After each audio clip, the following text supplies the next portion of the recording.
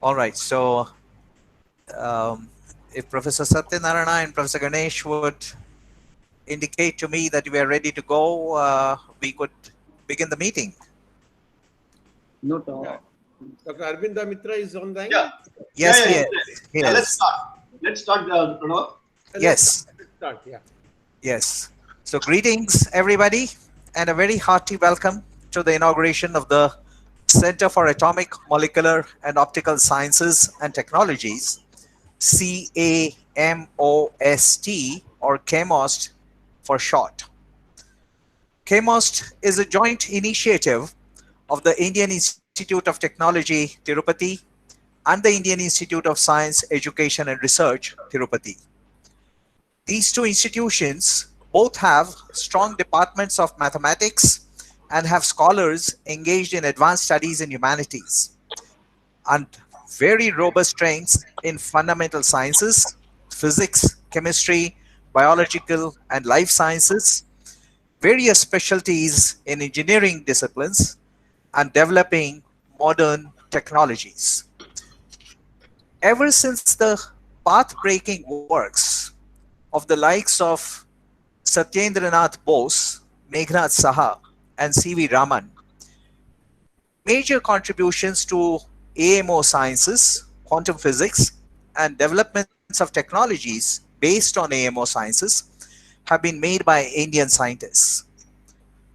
Much of this work has been carried out in various universities and research laboratories in premier institutions in India.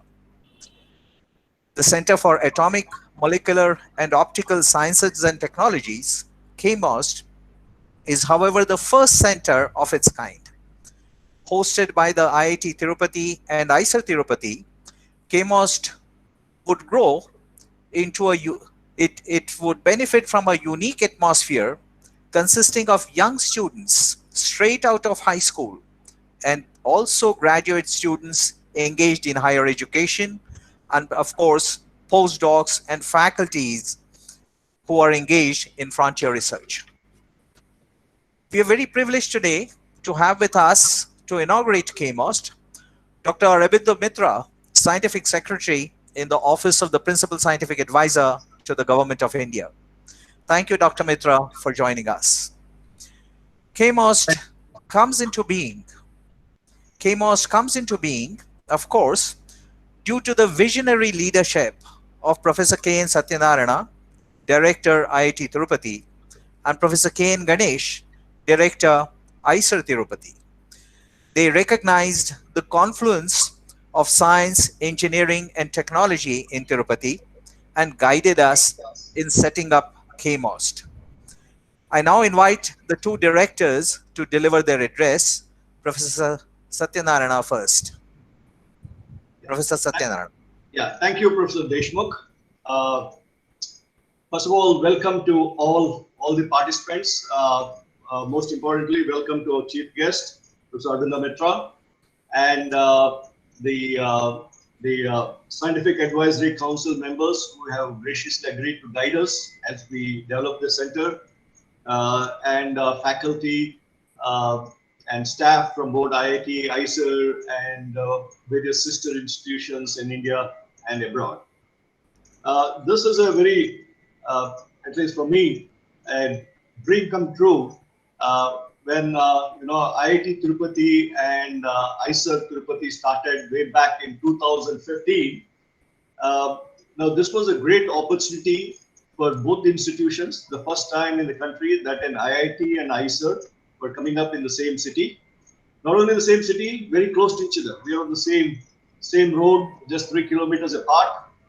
And we had even a common foundation stone laying program on March 28, 2015. And we started our academic programs in the first week of August, both just a few 2-3 days apart. So we've been walking hand in hand from the beginning, and I came in as a professor in charge because IIT Madras was mentoring IIT Tirupati, and I was sent in to get things started off. And Professor Ganesh was then the director of IISER Pune, and IISER Pune was mentoring IISER Tirupati. So as a mentor director, he was here. And it so happened that both of us ended up being directors of these two institutes, respectively, subsequently. So we started talking from the very beginning. The moment I got appointed as professor in charge and it was identified that IISER Pune will be the mentor institute, I called Professor Ganesh and said, you know, we need to do a lot of things together and leverage this advantage of the country's premier technology institute and the premier science institutes coming up close by, and we should complement each other's strengths and see how we grow. And so subsequently, as we've been growing, we've been working with each closely, and you know, one of the things that we did is to bring in early some very senior faculty members in setting up these institutions. And for example, at IIT Tirupati, initially we brought 5 senior professors who had just retired from IIT Madras, IIT Kanpur, to come over and guide us. And this move, I think, at that time, someone was cautioning me, bringing too many senior people at the beginning are you sure you want to do it? But let me tell you, it was only because we did that, we were able to do these kinds of things. And Professor Deshmukh, and of course, I go back together to IIT Madras as faculty members. And, you know, my first interaction with Deshmukh was, I used to be professor in charge of alumni affairs at IIT Madras. And Professor Deshmukh was head of physics, and he had this passionate idea of building a cyclotron with the students' participation. So he approached me at that time. I'm talking about 2007-8 period, to see if we can get alumni funding to do this. And in fact, I set up some meetings and so on. It was not successful. But what I found that he consistently followed up on that, even after that, after I left, and he did not leave it. And so when we came here and started this institute, and we started our faculty hiring, and you know, and Professor Deshmukh started these various activities, bringing in workshops, conferences, hosting the 7th topical meeting of the Indian Society of Atomic and Molecular Physicists, and brought in a number of these people working in the atomic molecular area to the institute. And many of these events were pulled across IIT and IIT and IISER. And I started talking to them. I'm basically a civil engineer. I don't know enough of the physics behind it, but when we started hiring our faculty members, suddenly we realized that we had a critical mass of young, enthusiastic faculty members between our 2 campuses, almost 7 or 8 of them, working in the AMO physicist area. And we had people like Dilip Angam and Professor Stefan, and few of these people, Professor, you know, we've been in touch with Professor Krishna Kumar, Steve Manson, Dr. Ravindra Kumar, and all these people. And, you know, they said, you guys have a critical mass of young faculty members at IIT in Tirupati, between the 2 institutes in this AMO areas, and probably this is will become the biggest group in the country. So that's when, and then you had the mentor in our guru and guide, Professor Deshmukh, who you know, brought this group together and has been in touch with the experts across the world. You can see from the Scientific Advisory Council that he has put together people from India, people from going from Japan all the way to US and Europe and so on, and the best people to guide us in taking this forward. So we had planned on starting this, inaugurating the center sometime in the around the first week of April. And we have been in touch with Professor Arabinda Mitra to inaugurate this. He was supposed to come here, and then all things went haywire with the COVID-19 pandemic. But then we said we need to get started. So let's do an e-inauguration and get going. And both the institutes have committed some seed funding to fund research in this particular area to get the essential equipment. And recently, when they call for the technology innovation hubs under the National Mission for Interdisciplinary Cyber-Physical Systems came up, we were initially considering applying under quantum physics, but then we later on changed it to positioning and precision technologies. And I'm very happy to tell that we've been selected, you know, for an institute that's barely 5 years old, to get selected for a national center. I think it's a good achievement. And we will be, and then in that we have when we recasted the proposal moving from quantum sciences, quantum technologies to the positioning and the precision technologies, we brought in a lot of those quantum related issues into this, including atomic clocks and related various technologies. So we'll be the national hub for these technologies in the country. And of course, we are going to have linkages with various institutions. I know IISER Pune got the National Technology Hub for quantum technologies, so we'll have strong linkages with them. And we have already started talking to institutions like, I can see Professor Bhattacharya is here, Professor Mohandas are here. So we have initiated discussions with them. They're setting up an institute for quantum technologies at the Chatterjee Group Crest institution, and we're talking about offering joint courses, joint. So we're starting to create linkages. So I see a great opportunity, potential for this growth, and our joint collaboration with IISER. This is the first of these centers. The next center that we're going to launch, the joint center, is a center on energy, and so on. So we see this Tirupati becoming a major hub for promoting these technologies. So once again, thank you all for joining. As I said, I'm a civil engineer. I don't know enough. I don't want to talk the science part of it, which is all the experts are here to talk about it. So thank you everyone for joining us and blessing us and guiding us on taking these centers forward. Thank you very much. Thank you, Professor Satyanarayana. Let me invite Professor Ganesh to deliver his address. Professor Ganesh. Thank you, Professor Deshmukh. Dr. Arabinda Mitra, members of the Scientific Advisory Council, expert members, the adjunct members from other institutes, PIs from IIT, IISER, Professor Satyanarayana, Professor Deshmukh, faculty from IISER and IITs, and other distinguished invitees. On behalf of IISER, let me welcome you all for the launching event of CAMOST. The anagram CAMOST, coined by Professor Deshmukh, stands for Center for Atomic, Molecular and Optical Sciences and Technologies. This is the first joint initiative by IIT and IISER among the many that we have been planning. As it was mentioned, Tirupati is the only city where there are two institutes of national importance, IIT and IISER.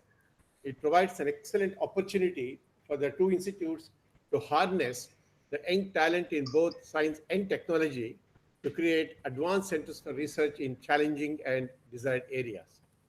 The areas covered under CAMOST not only have significance and challenges in terms of basic sciences, but also the scientific developments in these areas are going to have wide impact on emerging area of quantum technologies and in practical applications in health, communication, metrology, navigation, space, internet, etc.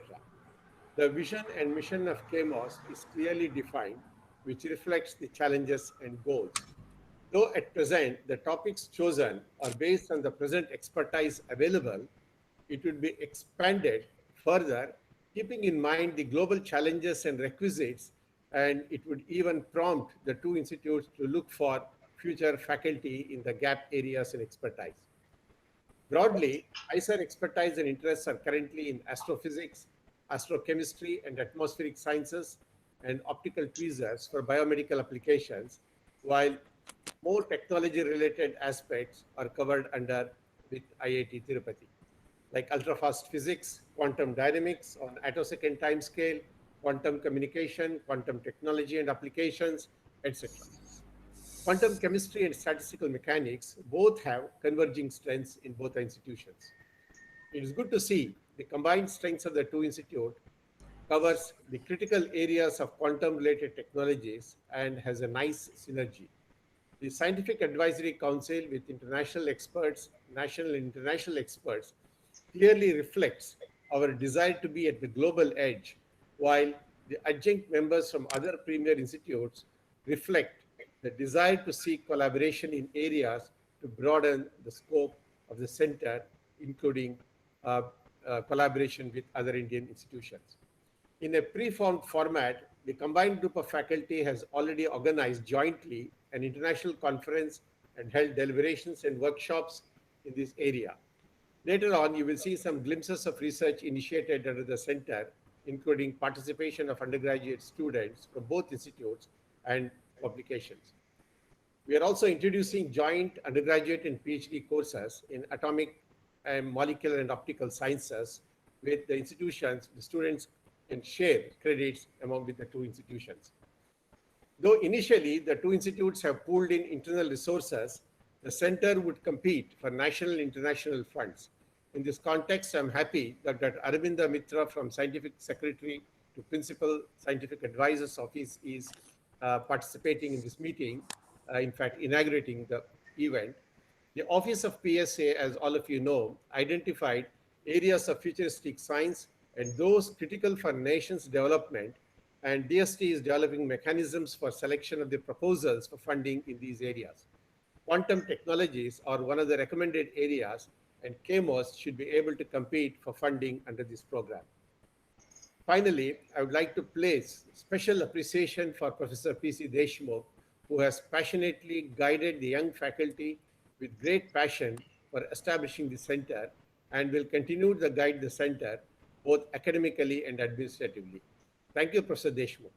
I also thank all the scientific advisory group and adjunct members from other institutes for their acceptance to be part of the center, guiding and mentoring the faculty. I'm sure they will also be active collaborators. This is our first joint venture between IISER and IIT, and the future ones include in the areas of energy, data science, and even establishing common high-end analytical and research facilities. IISER and IIT would provide a new model for institutional collaborations, and we have the advantage of being neighbors. Before I conclude, just a few words about IISER Tirupati. Now we have about 50 faculty. We also started in 2015, as mentioned by Professor Satyanarayana. We have almost the same date of birth. We have about 50 faculty together in chemistry, biology, physics, maths, and earth sciences. And we have at present about 650 students, including about 65 to 70 PhD students, and about 30 postdoctorals, 45 integrated PhD, and 500 BSMS students. Our first batch of students, BSMS students, who joined us in 2015, about 35 in number, are graduating. And I'm happy to tell you that our convocation, which will be an online convocation, is scheduled on 26th August. And Dr. Kasturi Rangan, who is the architect of National Education Policy 2020, will be the chief guest. So with this brief remarks, I wish the center all the success, and thank you very much. Thank you very much, Professor Ganesh. And certainly the guidance and support that we got from both the directors has been the very basic reason why CAMOST comes into being. I recall with great satisfaction and much pride the contributions of a good number of AMO scientists over a period of well over a decade who recognized the importance of having a national resource of the kind that we are trying to set up at CAMOST. In particular, I will like to mention stimulating discussions with Dr. K.P. Subramanian, Professor E. Krishnakumar, Professor Lokesh Trivedi, Dr. Tapan Nandi, Dr. Bhas Bapat, and many others, including Dr. Safwan of the Inter-University Accelerator Center in Delhi. Dr. Safwan is also the current president of the Indian Society of Atomic and Molecular Physics. We are honored to have Dr. Safwan with us at this meeting, and he will tell us about the origins of CAMOST. Dr. Safwan. Thank you, Professor Deshmukh. Dr. Arabinda Mitra, Professor K.N. Satyanarayana, Professor Ganesh, and Professor Deshmukh, and all the other distinguished invitees. This time at least I need not say dignitaries on stage. Everybody is at their own places. So it gives me great pleasure to be present here today as a representative of the Indian Society for Atomic and Molecular Physics, of which Professor Deshmukh has been a very active member. And I must congratulate Professor Deshmukh for his relentless efforts to have a Center for Atomic and Molecular and Optical Sciences. It has been one of the wishes of all the members, and he has named quite a few, that there be such a center which addresses purely the atomic and molecular and optical sciences fields. I think the first effort it was initiated during the National Conference on Electron Collision Processes in Vallabh Vidyanagar in Gujarat sometime in 2013, where Professor Deshmukh along with KP Subramaniam, Tapan Nandi and others made a proposal to set up a national facility. This was supposed to be in Gujarat with the Charutar Vidya Mandir as a joint proposal, but it did not work out due to logistics and priority mismatches with educational institutions, private educational institutions. Then I remember there was an attempt to set one up at the Gyan Bharati campus in Bangalore University with Professor Bhanudas. And also I remember that while PC Deshmukh was stationed at IIT Mandi, he also tried very hard to set up a center at some place he was looking for a home. In IIT and IISER Tirupati, there has been a providential confluence of favorable circumstances. First, of course, the presence of PC Deshmukh, then the large number of AMO faculty that have joined the two institutes, and last but not the least, guidance and support given by K.N. Satyanarayana and Professor Ganesh, which I have seen when I was there for the topical conference, which was organized by IIT and IISER in 2018. And I remember that the synergy and cooperation of the young faculty was appreciated by all the members of the society during that conference. So the formal proposal was made at a meeting in IIT Tirupati on 20th March 2019, where Professor Dilip Angom from PRL Ahmedabad and E. Krishna Kumar, presently at RRI Bangalore, we met along with what they call the core faculty of CAMOST, and prepared the proposal. I'm very happy that it has now come to the stage that I can send my best wishes to the core faculty of CAMOST and hope that they continue to demonstrate that the idea that such a center was justified, right? And encourage collaboration within the country and abroad. And as they say, the proof of the pudding is in the eating. And so I would congratulate all the members of CAMOST and especially Professor Deshmukh on this setting up of this. Thank you. Thank you very much, Dr. Safan. Along with Professor E. Krishna Kumar, Professor Dilip Angam, and Professor Manson was also present at that meeting. Your recommendations have come a long way, and CAMOST comes into being because of your support and advice and guidance. Dr. Arabinda Mitra has made towering contributions to the science and technology program in India. He is a distinguished geologist, geochemist, geophysicist, all in one. The scientific programs he launched include those he did in the Antarctica. He served as Indian representative to the international treaties on Antarctica. Dr. Mitra established low temperature ice cores study lab.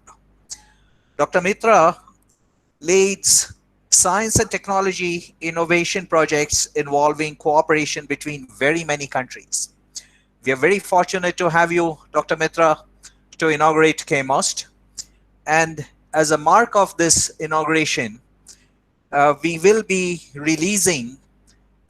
request Dr. Mitra to release a brochure which the CAMOST faculty has produced, and also a video documentary which has been prepared by our colleagues at CAMOST.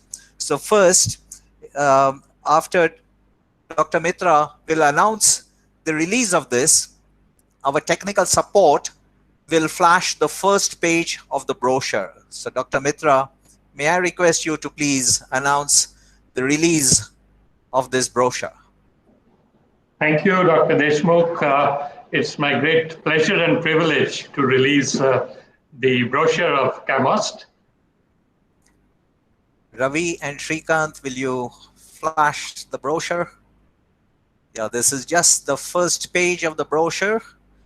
It is a small brochure which has been produced by all the principal investigators in CAMOST. It has some 19 pages or so, And we will be uploading it at our websites soon after this inaugural meeting. Dr. Mitra, I request you again as a mark of inauguration of CAMOST to please release the video documentary which has been produced by the CAMOST principal investigators. Dr. Mitra. Thank you so much. It's again my great pleasure and privilege to announce the release of the CAMOST video. Over. Yes, Shrikant and Ravi, will you play the video documentary?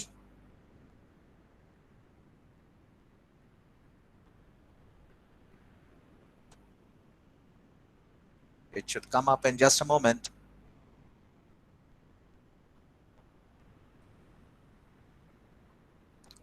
Shrikant? 1 second, Ravi? sir. Yes, sure.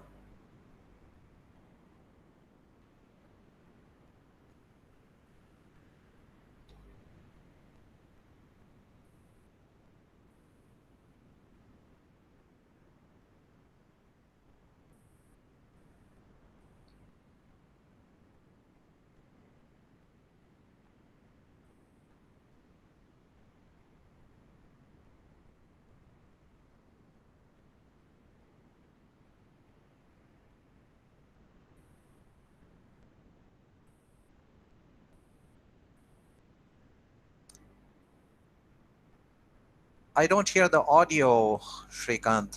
I see the images, but not the audio. Shrikant?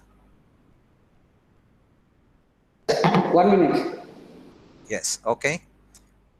Maybe you want to play it from the beginning.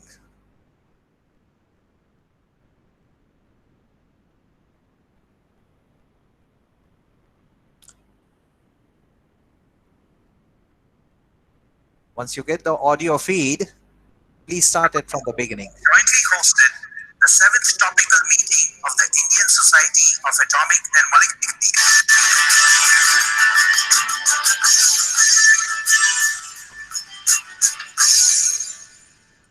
The twin townships of Tirupati and Srikalahasti are spaced merely 40 kilometers from each other. Between them are growing rapidly our two institutions, the Indian Institute of Technology Tirupati and the Indian Institute of Science, Education and Research Tirupati, set up together in 2015, foreshadowing Tirupati's resolve to emerge as a major hub for sciences and technologies, pushing the very edges of their frontiers. The IIT Tirupati and IISER Tirupati jointly hosted the 7th topical meeting of the Indian Society of Atomic and Molecular Physics on January 6, 7 and 8, 2018. So this is the first conference that we are holding, and maybe it's also true with IIT perhaps, the first major conference that we are organizing, and of course together. And I hope all of you will enjoy the science part of it. It's a great opportunity for our two institutions to work together, as Professor Ganesh has pointed out. We've been, trying to leverage each other's resources, strengths, and how to take things forward, and we see it as a great opportunity. At a meeting held on 20th March last year, leading AMO scientists in the country and a number of young scientists from several institutions in India recommended the formation of the Center for Atomic, Molecular and Optical Sciences and Technologies, CAMOST, to be jointly hosted by the IIT and IISER. Focal areas of research undertaken currently at CAMOST include ultrafast physics, quantum dynamics on the attosecond timescale, quantum communication and quantum technology applications, quantum photonics, cold plasma applications, laboratory astrophysics, astrochemistry, and atmospheric sciences, optical tweezers, single molecule force spectroscopy of macromolecular systems, single molecule magnetism in organometallic complexes, quantum chemistry, statistical mechanics, and high technology devices. Our research group focuses on fundamental and applied experimental atomic, molecular, and optical physics research using cold-trapped atoms and cold-trapped ions. In particular, we are interested in developing translational applications of quantum technologies in communication, sensing, and metrology. In the laboratory astrophysics group at IISER Tirupati, the physics and chemistry of interstellar medium and also of the Earth's atmosphere is being studied using both experimental and theoretical techniques. A versatile experimental laboratory is being set up, featuring a cryogenic multipole radio frequency ion trap, which is currently under construction. Plasma processing lab at IIT Tirupati is involved in doing research to utilize non-thermal plasma technology for wastewater treatment, cancer diagnosis, agriculture, and food processing. We also carry out fundamental studies to understand plasma surface interaction. Ultrafast Quantum Dynamics group at IIT Tirupati studies theoretically the interaction of strong and ultra-short laser pulses with atomic and molecular systems. We develop new manipulating techniques and employ them to analyze new attosecond spectroscopic techniques. In the Excitation and multi-scale computational chemistry group at IISER Tirupati, our primary interest is to explore light-induced properties of organic chromophores and transition metal complexes for biomedical and material science applications. Our group is currently exploring different coordinate space systems using theoretical spectroscopy. We study water dynamics under the influence of several surface and interfaces. We also investigate structure, dynamics, and biological properties of different metalloproteins. Our lab at IISER Tirupati is primarily interested in studying molecular phenomena at the single molecule level using infrared laser-based optical tweezers. The results are expected to have high implications in drug discovery and medical diagnostics. A significant area of interest in our research group is that of computational astrochemistry. Here, we seek to understand the interesting physics and chemistry of molecules existing in the interstellar medium. As part of it, we apply electronic structure methods and also develop them as and when required. The vibrant atmosphere in which undergraduate and graduate students work along with postdocs and competent faculty provides an unparalleled opportunity at CAMOST. CAMOST also benefits from the experience and leadership of the members of its Scientific Advisory Council. CAMOST would undertake frontier research and conduct regular seminars, webinars, workshops, and conferences, creating opportunities for AMO scientists, engineers, and technologists to come together to seed and nurture frontier collaborative research in many fundamental and applied areas, including interdisciplinary fields.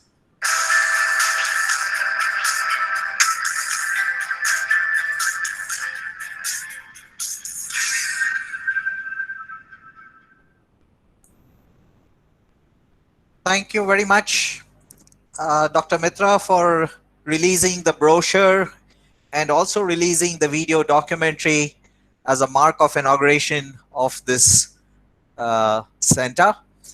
I am very honored to have the privilege of now requesting you to deliver your inaugural address. Dr. Mitra.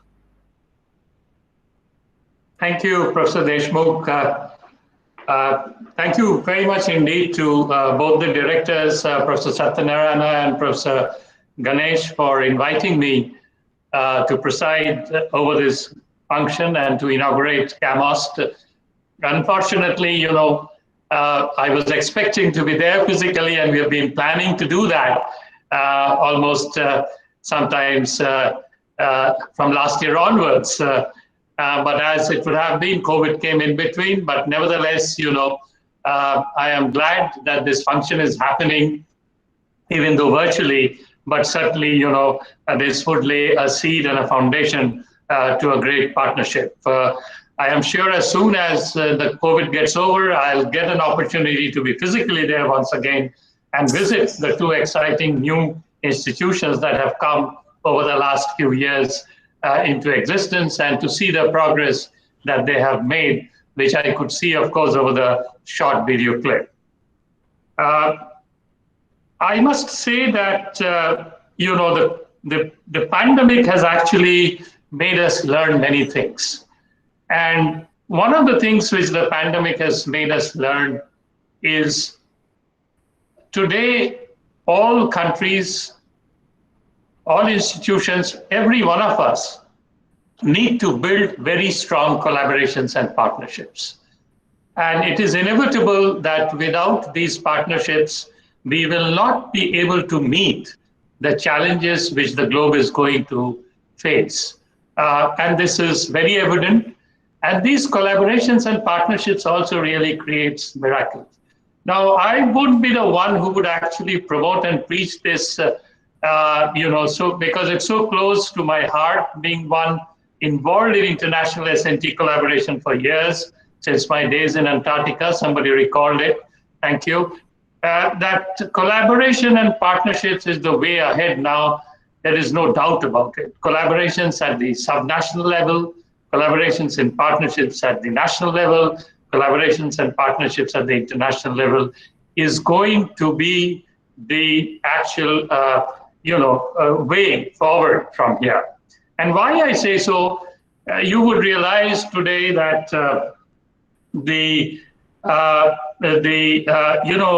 it is important for us to leverage our strengths in knowledge, our strengths in infrastructure. No nation alone can actually provide answers to these, multifaceted questions, and therefore it is inevitable that we link with each other and in a seamless way work. And CAMOST is a great example as to how two institutions, in a place has joined hands right at the very inception stage itself. In the Office of PSA, of course, we've been doing several activities, and one of which may be directly relevant is the fact that we are now setting up what is called the city R&D clusters, where we are bringing together the entire ecosystem that is in a city and a region to be seamlessly connected through various processes of collaborations that would then make them as a powerful house or a tool to actually come forward to work in a way through leveraging their existing resources and their manpower and their knowledge. And in the city clusters, we hope that all R&D institutions, national laboratories, state laboratories, the national institutions like IIT IISERs, the state universities, the entire enterprise in that area, including the industries, including the startups, and also, of course, the local and state governments. They all come together, pool resources, and try to actually address problems which are local, which are national and international in nature. And to that extent, I believe the setting up of CAMOST is a great beginning, and it will slowly seed into actually building partnerships both at the regional, national, and international level. The origin and the establishment of CAMOST, I would say, is very, very, very timely. And I would say why it is so timely, because I would allude upon a few minutes on the major national mission. It is called the National Mission on Quantum Technologies, NMQTA, which is being launched. It is in the state of preparation. And I happen to be a part of the expert committee, rather I would say advisory committee, in defining, currently in the process of making the detailed project report of the quantum technology mission. Now, this is a very ambitious mission, and you will recall that in the last budget speech, the finance minister announced the setting up of a quantum mission at a cost of 8,000 crores. And we are working, therefore, led by the Department of Science and Technology to develop a detailed project report in order to leverage this quantum revolution which is underway, wherein the growing ability to control and manipulate quantum mechanical phenomena at the level of single atoms, photons, etc., are leading to the emergence of a whole range of powerful new quantum technologies. So the whole purpose of this mission and the DPR, therefore, with a very ambitious vision of the government in having identified quantum technologies as a priority area, with the funds that are available to actually launch this mission in a very short while from now. I believe in a couple of months' time, the detailed project report will be ready, followed by the process of financial approval. And I hope by the end of the year, we will have the mission up and running. So I'll briefly tell you the broad outlines of this mission, though it is still at the formative stage, but I have perhaps the access to the outline, which I can certainly share with you as you also develop your roadmap in terms of planning the strategy in your own scientific programs. So as we all know, the relentless drive pushing technology and particularly electronics to ever smaller scales have enabled the rise of information economy that defines the modern age. And quantum technology represents the next frontier in the logical progression of exploring the world to be very, very small. It is anticipated to be a significant driver of economic progress in the coming decades, while at the same time conferring strategic and tactical advantages to nations that are able to establish leadership and preeminence in the generation of new knowledge in the quantum frontiers. NMQTA, which is the National Mission on Quantum Technology, is very much the need of the hour to keep India in the reckoning as a significant player when it comes of taking full advantage of the economic prospects, strategic superiority promised by the quantum technologies. There are, of course, considerable challenges and handicaps that we realize we have in the country, but the vision and the potential dividend that this mission is going to be giving to the nation cannot be underscored. It is very, very compelling. Leading nations of the world, as you know, have recently started investing heavily in promoting this branch of research and development. And NMQTA is positioning India as an answer to these flagship programs, conceived to ensure that we do not fall behind in this critically important avenue of progress. The activities envisaged under the mission will provide a great fillip in terms of invention, generation of new knowledge, invention of new products, services, and creation of skilled human resources at all levels, right from technicians to researchers to scientists to academicians, and of course, entrepreneurs, and would become a key contributor for realizing the national goal of building a 5 trillion economy that we are planning to achieve. Apart from the central R&D themes under the NMQTA, the mission is anticipated to produce several spin-offs and development of peripheral industries, like in the field of programmable gate array-based electronics, micro-machining, nanofabrication, some of which you're already working, that would further boost the returns of the mission, adhering to Make in India strategy. The thrust areas of the national missions are categorized in 4 verticals for effective mission management, administration, and evaluation of progress. These are quantum computing and simulations, number 1. Number 2, quantum communications. Number 3, quantum sensing and measurements. And finally, quantum materials. Synergies between these thrust areas have to be explored and developed as we start, progressing on this mission. Development of human resources, of course, is a major part of the mission, in which I think both IISER and IIT will play a very, very important role. Several mechanisms are identified for implementation so that large pool of trained personnel in the broad fields of quantum technology can be built up rapidly, and this would therefore involve very strong international collaborations. We believe that this is an area which we need to leverage quickly to have faculty and students get trained abroad, and as well as have faculty and students from abroad coming and residing in our institutions to build up human capacity in a very rapid manner.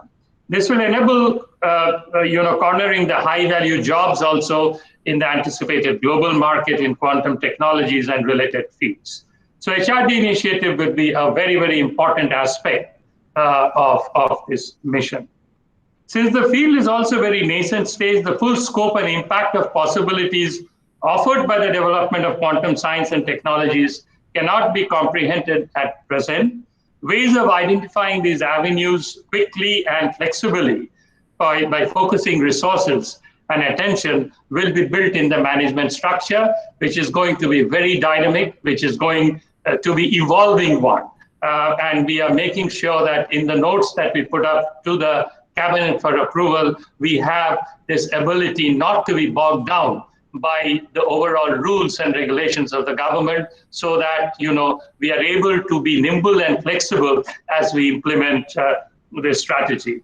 And at the center of the management strategy is a special purpose vehicle that we are putting. This is something new concept which I really wanted to allude to and highlight. A special purpose vehicle named the Indian Institute of Quantum Technology, IIQT. And the IIQT will have a hub and spoke model. Now, these hubs will actually constitute of centers which are geographically dispersed all over the country. And I could see that Tirupati could emerge to be one of such centers already with the existence of the CAMOST. And once the identification of the hubs are made, the hubs in turn will connect with all other institutions around it. And this would, of course, include national institutions, national R&D labs, the universities, central and state, and very importantly, the industries. Mark my word, industries. This is something that perhaps I would allude to later on as I close.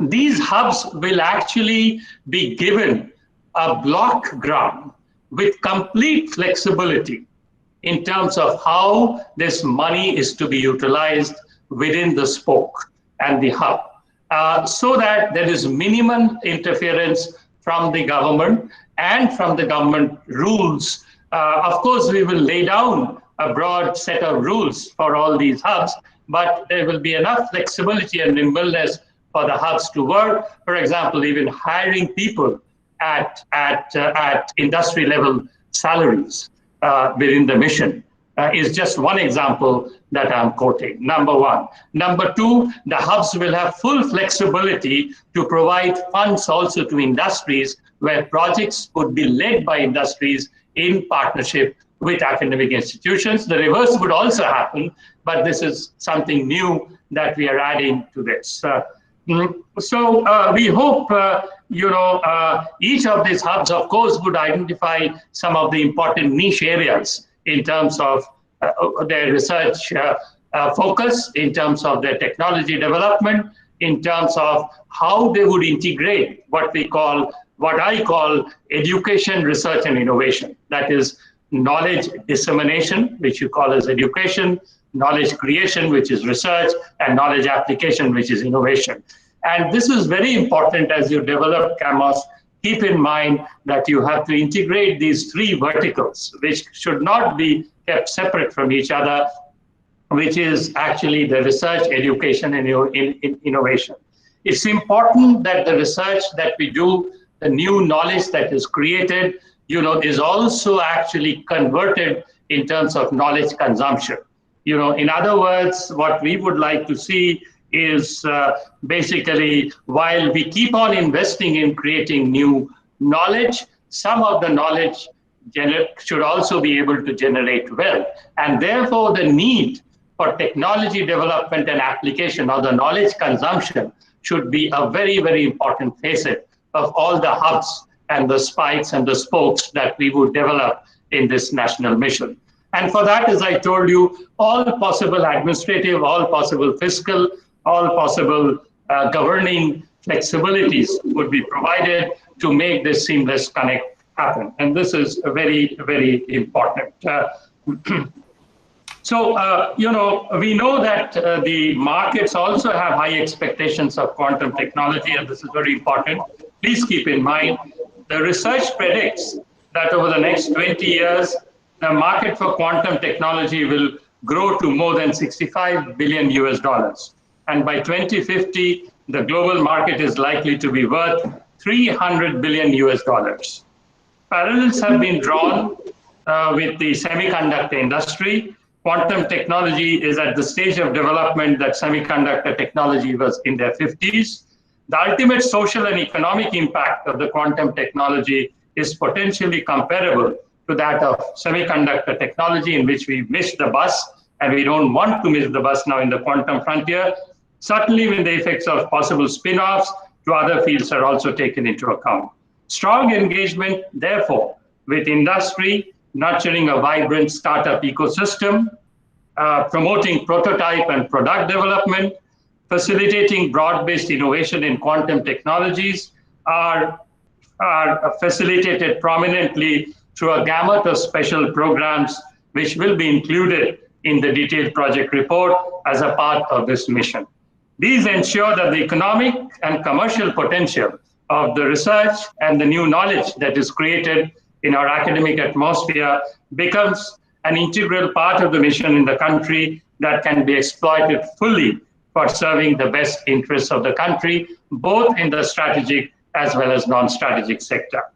Now, I must, of course, here mention that in the DPR formation, we are doing an extensive consultation across with the academic setup, with all the ministries of the government, which includes the defense, the atomic energy, the space, the IT, of course, biotechnology, and so forth and so forth. All these players are actually brought in together, and each of them will have a role to play in supporting this quantum mission. So to end, I would say that the NMQTA is actually intended to position India as a world-leading center in quantum science and technology. And that is our view. The way, as I told, we need to move forward is through a consortia approach. Most of the projects that you would fund across will have groups of institutions that bring, a wide spectrum of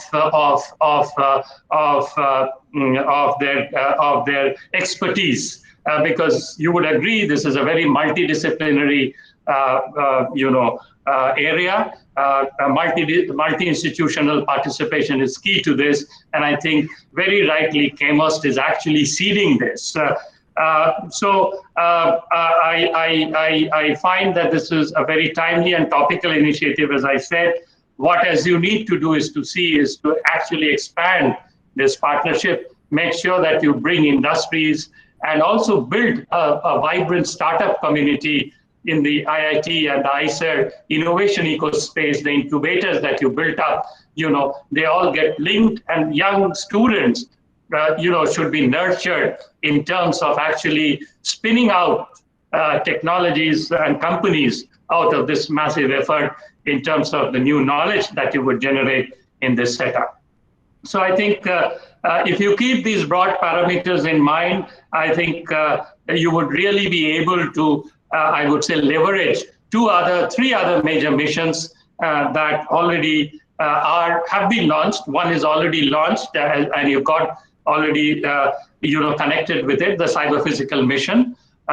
The other mission that is very shortly getting launched is in the final stage of clearance at the highest level of the government, is the AI mission, the artificial intelligence mission. That would be a separate mission worth about 7,000 crores again, that would be rolled out shortly. And of course, the supercomputing mission. So we would like to see that these four large missions, the National Quantum Mission, Quantum Technology, the National Cyber Physical Mission, the AI mission, and the supercomputing mission, they all get integrated, and there is a flow from one to another, and we should be able to leverage the fundings and the groups that we have created in a copious and a seamless manner through our cooperation to achieve the end goals of this particular mission.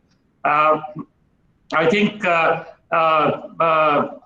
would wish this effort all the success. As I told, any help, any advice that you would need from the PSS office will be most forthcoming. Please keep in mind that partnerships and collaborations are way ahead. You must connect with all your international partners whom I see who are there today, part of your scientific advisory committee. They would bring a lot of wealth, a lot of value in what you would do. So build this relationship, as I told, both at the national and international level, which is going to be very, very critical. So I think all the opportunity is there. It's the right time, and it's totally up to you people to actually now work in a collaborative manner to leverage these great missions that we are launching through your support. We of course need your support, your collaboration, and your partnership in making this happen. And in the systems, we are trying to make them as much nimble so that this happens quickly without getting too much bogged into rules, regulations, and bureaucracies of government.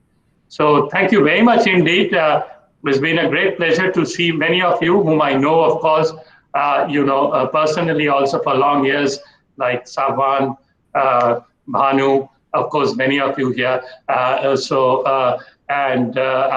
someday hope that sooner we'll be able to visit Tirupati to see this happen myself. Thank you once again and all the best. God bless. Thank you very much, Dr. Arabinda Mitra. Thank you. We were very keenly looking forward to your visit to Tirupati, and the pandemic has come in our way, but I'm sure that as soon as we get over this hurdle, it would be great to have you with us, and we certainly look forward to having you and spend some time with us. Thank you also very much for your very inspiring inaugural talk, and for showing us the way. You have given us a heads up and tremendous guidance about the way forward. The program on the National Mission on Quantum Technologies is, of course, a very challenging one. It's a great opportunity. And there are young scientists over here, and I'm sure both the institutions, IIT as well as IISER, would recruit more talent, because this is a huge challenge in front of the country, and we need the best people from all over the world to come here and support this activity. So you've given us a tremendous lead guidance in this, and it is very nice that the mission will also involve partnership with industries, with focus on knowledge creation, dissemination, innovation, and end use for the benefit of the society. So thank you very much, Dr. Mitra. I will like to move on to the technical talks which we have scheduled. There are just a few. Yes. I think Dr. Mitra has another engagement at 5 o'clock. Okay. Yes. So he had requested that he be excused. So thank you very much, Professor Arabinda Mitra, on all our behalf for gracing this occasion and giving us insights into the future opportunities. Thank you very much. Look forward to your continued support. We will be in touch. Thank you. Bye-bye. Bye-bye. All the best. Thank you very much, Dr. Mitra. Goodbye for now. Okay, so we have technical talks, and AMO sciences are at the very foundation of several interdisciplinary areas. And we have the first talk by Professor Lokesh Trivedi on atomic collisions with Miso Nano biosystems. Professor Lokesh Trivedi. Lokesh. Yes. You will be sharing your presentation, and our Yes. technical supports team will be assisting you in this. Okay, I think the slides are visible. It's coming up, yes. Okay. Yeah, so you can go full screen. Yes. Yeah. Okay, if I go full screen, you may not see my.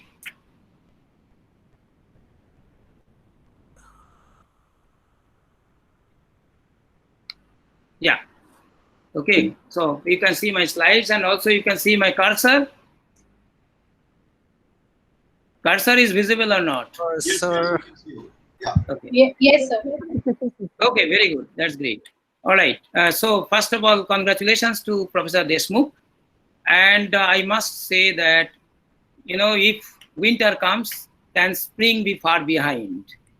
So if Ganesha and Narayana, Satyanarayana, Professor Ganesha and Professor Satyanarayana joins, Professor Deshmukh has taken full advantage to do this CAMOST. So on the outset, I must say, we care most for CAMOST. Okay, so with these words, I would like to start my technical talk. Of course, I'll try to go a little more broad. So atomic collisions are very well known for single atoms, molecules, and so on for many years. But of late, the latest thing is the Miso nano biosystems, which are basically large molecules of different types. And that gives us a glimpse of interdisciplinary science. And to do this, the weapons what we have in Arabian Sea, an electron accelerator, high energy, so-called high energy accelerator, and we have developed our in-house ECR ion accelerator, which is low energy accelerator. So collision studies with meso nano biomolecules for us, it comprises these two circles you can see. One is, of course, we start our benchmark system, which is C60 fullerene, and then there is something called C24H12. This is one of the PAH molecule, coronin, which are important for astrochemistry and astrophysics. And these molecules all show the behavior of collective resonances. Then, of course, come water. You cannot neglect water, because water gives you the lot of information and applications for radiobiology. Then I give you examples of two, uracil and adenine. They are the base molecules of RNA and another base molecules of DNA. So collisions of these are a lot of importance in case of radiobiology and cancer treatment, which I'll come a little later. And of course, one last example I'll give you, iodouracil, in which one uracil, one of the hydrogen is replaced by an iodine atom, and then see what happens. So this is a benchmark for nano-inserted nucleobases. So here is the sum of the molecules, which is C60. This is coronin, that is C24H12, and this is uracil. Okay, and this is an example of iodouracil. And you see, this is common between the two circles, because all these molecules in this circle show collective plasmon excitation.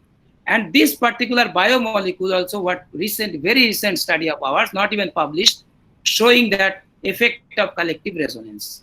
So one example, I will tell you that if you want to do a collision experiments, what weapons you have. So we have weapons. This is an outline of our ECR ion accelerator with different beam lines. And I'll tell you everything, all of it, most of it are in-house development done in TIFR. Taking advantage of excellent facilities in TIFR, we could develop this. So this is the example of an electron scattering setup in which you have a hemispherical analyzer, and we measure electrons and their angular distributions and so on. In another experiment, of course, I am not showing all, we also measure time of flight spectrum and measure their recoil and momentum spectroscopy, that is known as. So just as a basic, when ion comes, it hits an electron and electron is emitted, and recoil ions also emitted, and ion goes. So we try to detect all these electrons, recoil ions, and also the final charge state of the ions. So this is just an example of simple ionization of an atomic hydrogen. Of course, if you go complicated molecules or complicated atoms, then you have inertial processes, which is also very, very important, and many people are involved in these studies. So another mechanism which is involved is electron capture by bare ions, which is like this. So the electron sees the field of the potential of the moving ion and gets captured by the ion. This is an important mechanism apart from fragmentation, double ionization, double transfer, and so on.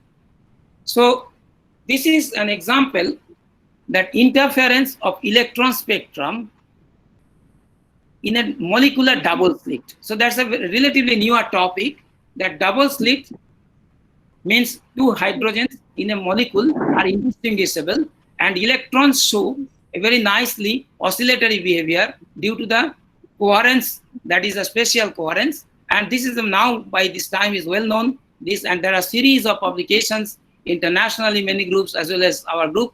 This is kind of our flagship measurements, and we could show that yes, such interference exists due to the electron has a wave nature. So this comes really a quantum mechanical applications, what we are talking about, quantum technology can be related to this. Now, when heavy ions passes through, for example, water molecule or DNA and RNA bases, that gives a lot of input for hadron therapy.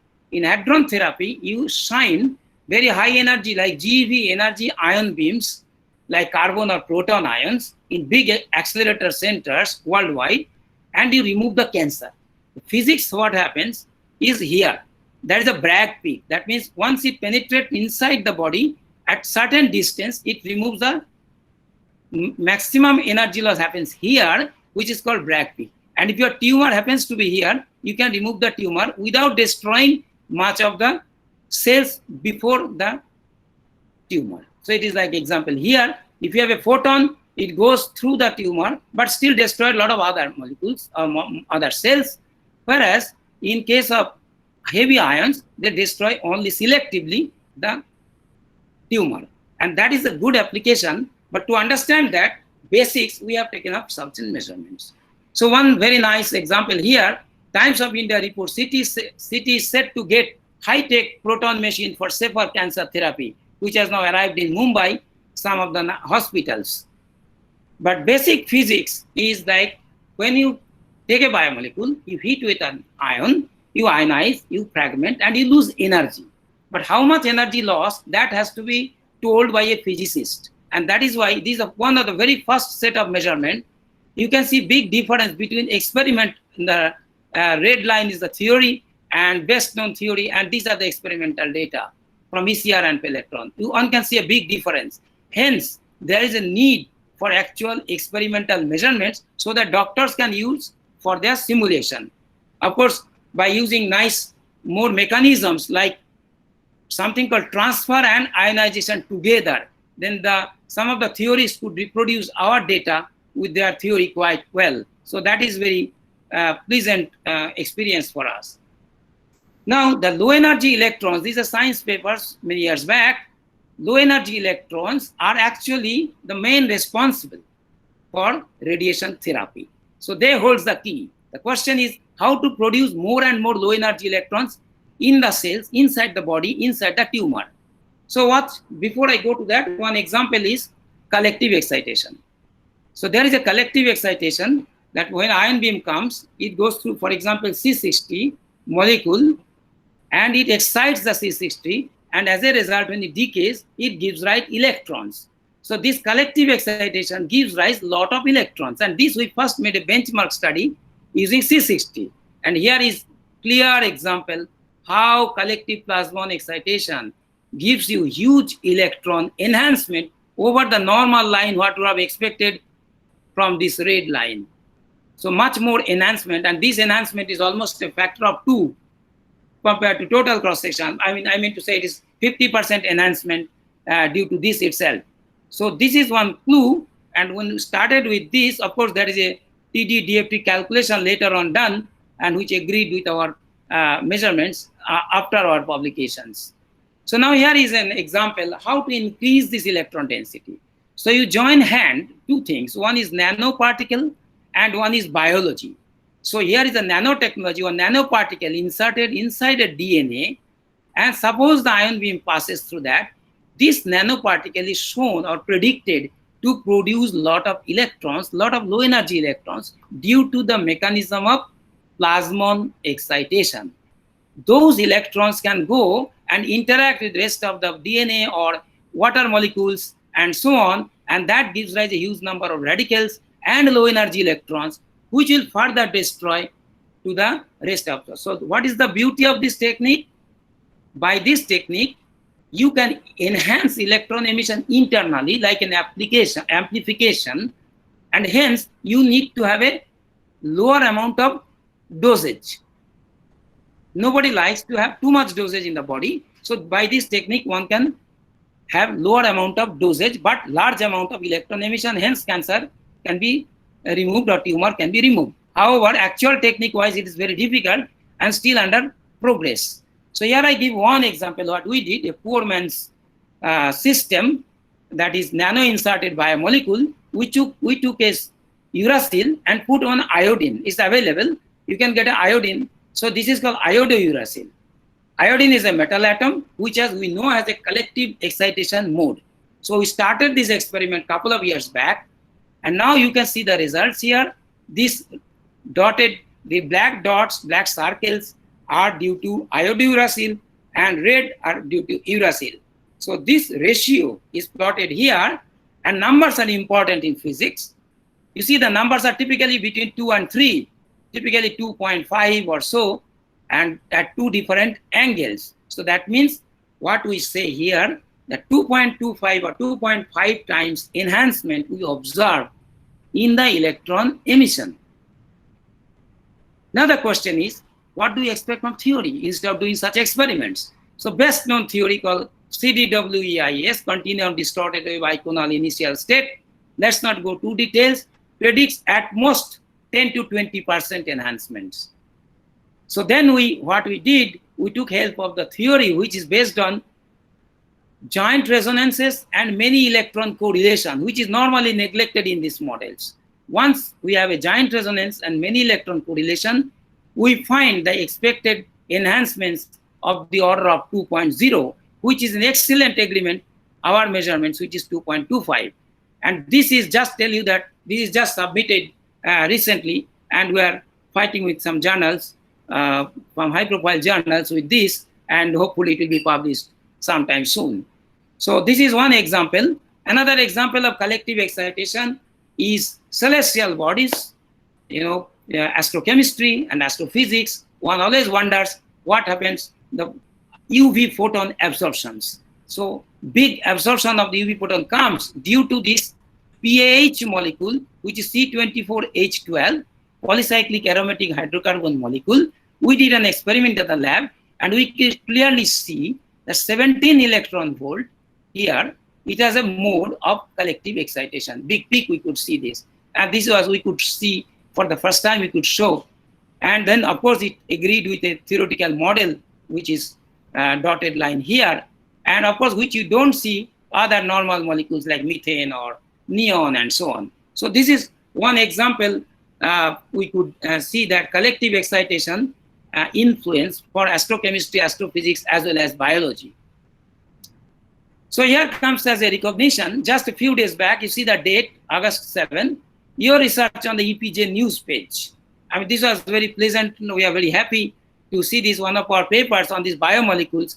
They write to us, we are pleased to inform you that the synopsis of your article is now available on EPJ News, which is basically news and highlights and colloquia, and they informed us to have a wide publicity everywhere of this kind of work. So this is, as I said before, now here, as I told you before, you need instruments, and we could build a lot of instruments, not one, two. In fact, this is the equivalent of a center, I must tell you. So you have ion source, we have accelerators, we have strong lasers in TIFR, which you will hear soon from Ravi. And so this can drive a whole group, and actually many faculty members. We have ECR ion source, one of the beamline. This is electron spectroscopy chamber. This is X-ray spectroscopy chamber. And this is time of flight spectroscopy chamber with a deflection arrangement, final charge state deflection arrangement. And this is a different view of electron spectrometer. So this is different view, and I must tell you that many users from the country are coming and using our ECR ion source. No committee, no big deal, just an email to me is enough, we give beam times. And this is different picture, like this one of the new development by one of our younger colleague, Dipankar, for the cold target recoil ion momentum spectroscopy, a brilliant development here. And this is a backside picture of ECR when we did not enclose it beforehand. So this is now after closing the ECR, you can see this picture. I am showing this because any center, any institute you try to make, there should be a strong instrumentation culture, which will take you for many years and give you access to do different kind of science. So basic mechanisms in collisions with large molecules and cluster I have hinted. I have talked about little bit of interferences, electron transfer and fragmentation, and many electron correlations, which is very, very important and which is generally neglected in theories. collective giant resonance is one of the major mechanisms to understand biomolecule collisions and any meso-nano biosystems or +1 excitations. And large-scale instrumentation building is a part of the game, particularly for experimental programs. So the accelerators, ion sources, lasers, this I just wanted to give a glimpse that what are required. So these are acknowledgement, my big group over many years, many of the students, and we have a strong theoretical support from country as well as abroad. And we thank all of them, particularly my all student and past member, many of the past students and my colleagues. And TIFR provides enormous facility, central workshop, Electron and ECR team, and all many project students. So here I say that theory support is crucial, which is very important. Any new center, you must keep in mind theory support is crucial for experiment, and theory and experiment must go hand in hand. So here is a picture. Where do you get experimentalist? You know, stormy days now in TIFR. So this is the TIFR garden just beside the Arabian Sea. You can have a feelings of sometimes a stormy day, and we love beside this. This gives you experiment. And of course, theorists, you can catch any conference anywhere in the world you like, either on the sea or on the stones. So thank you all for your attention. Thank you very much, Lokesh. It was a wonderful talk, providing insights from fundamental quantum superposition, quantum collision dynamics, and its applications in biological systems and so on. Fantastic talk. I'm sure there may be a question or two for which we have time. Any question? Hello, Lokesh. This is Sunil. Can I ask a question? Sure. Okay. So this is regarding the discussion on incorporating the nanoparticles inside the biomolecule, like right. DNA, and then in order to generate these electrons, you are having that nanoparticle inside. So, is there any plan by which you incorporate these particles inside the DNA molecule? So, how is it done? Okay. Good. Real application, for instance. Yeah, very good question. So my answer is, at the first step, we have taken a single metallic atom just to prove of the principle, because the idea was, people thought there will be huge enhancement. So we experimentally showed that enhancement is good, but of the order of limited up to 2 to 2.5. Even if I compare this with water molecule, we have done that, I have not gone into details, is about 2 to 2.5. Now there is only one measurement so far by using a platinum nanoparticle, which surprisingly shows similar enhancement, something like 1.6 to 2.5 in that range. But now let me tell you, the second part is, yes, we do have a plan, but you need a real collaboration with the biologist to do this. It is an extremely difficult experiment to put a really a nanoparticle. What people thought about thousands of gold atom, thousands of particle of platinum atom, put a cluster, put inside the DNA. So we are not doing that right now, but I know worldwide there is a effort to get into this experiment right now. It is going on. Okay. But definitely we can also do, based on the experience, we can do. In fact, I'll be most happy to help you if somebody develops there, no problem. Or we can do even here. It's not impossible. Okay, thank you. So thank you very much, Lokesh. We are slightly behind the clock, so I think we will take just one question. There will be many other questions which we can forward to Lokesh. Sure, most welcome all the time. Thank you very much, Lokesh. And I'm sure the center will have a lot to interact with you and others at TFR. Yeah, as I told you, I remember 2018 we have an international conference. You started this discussion in the IISER conference when all of us contributed. I'm glad that it has materialized. Yes, thank you, Lokesh. Sure. So as Dr. Mitra mentioned, AMO Sciences have a strong overlap with quantum technologies. We have with us one of the very important contributors to this field in India, Professor Aditi Sen Dey. and she will talk to us about recent developments in quantum technologies. Aditi. Yeah, thank you. So, Lokesh, can you stop sharing? Yeah, so that Yeah, I can share. yes. Yeah.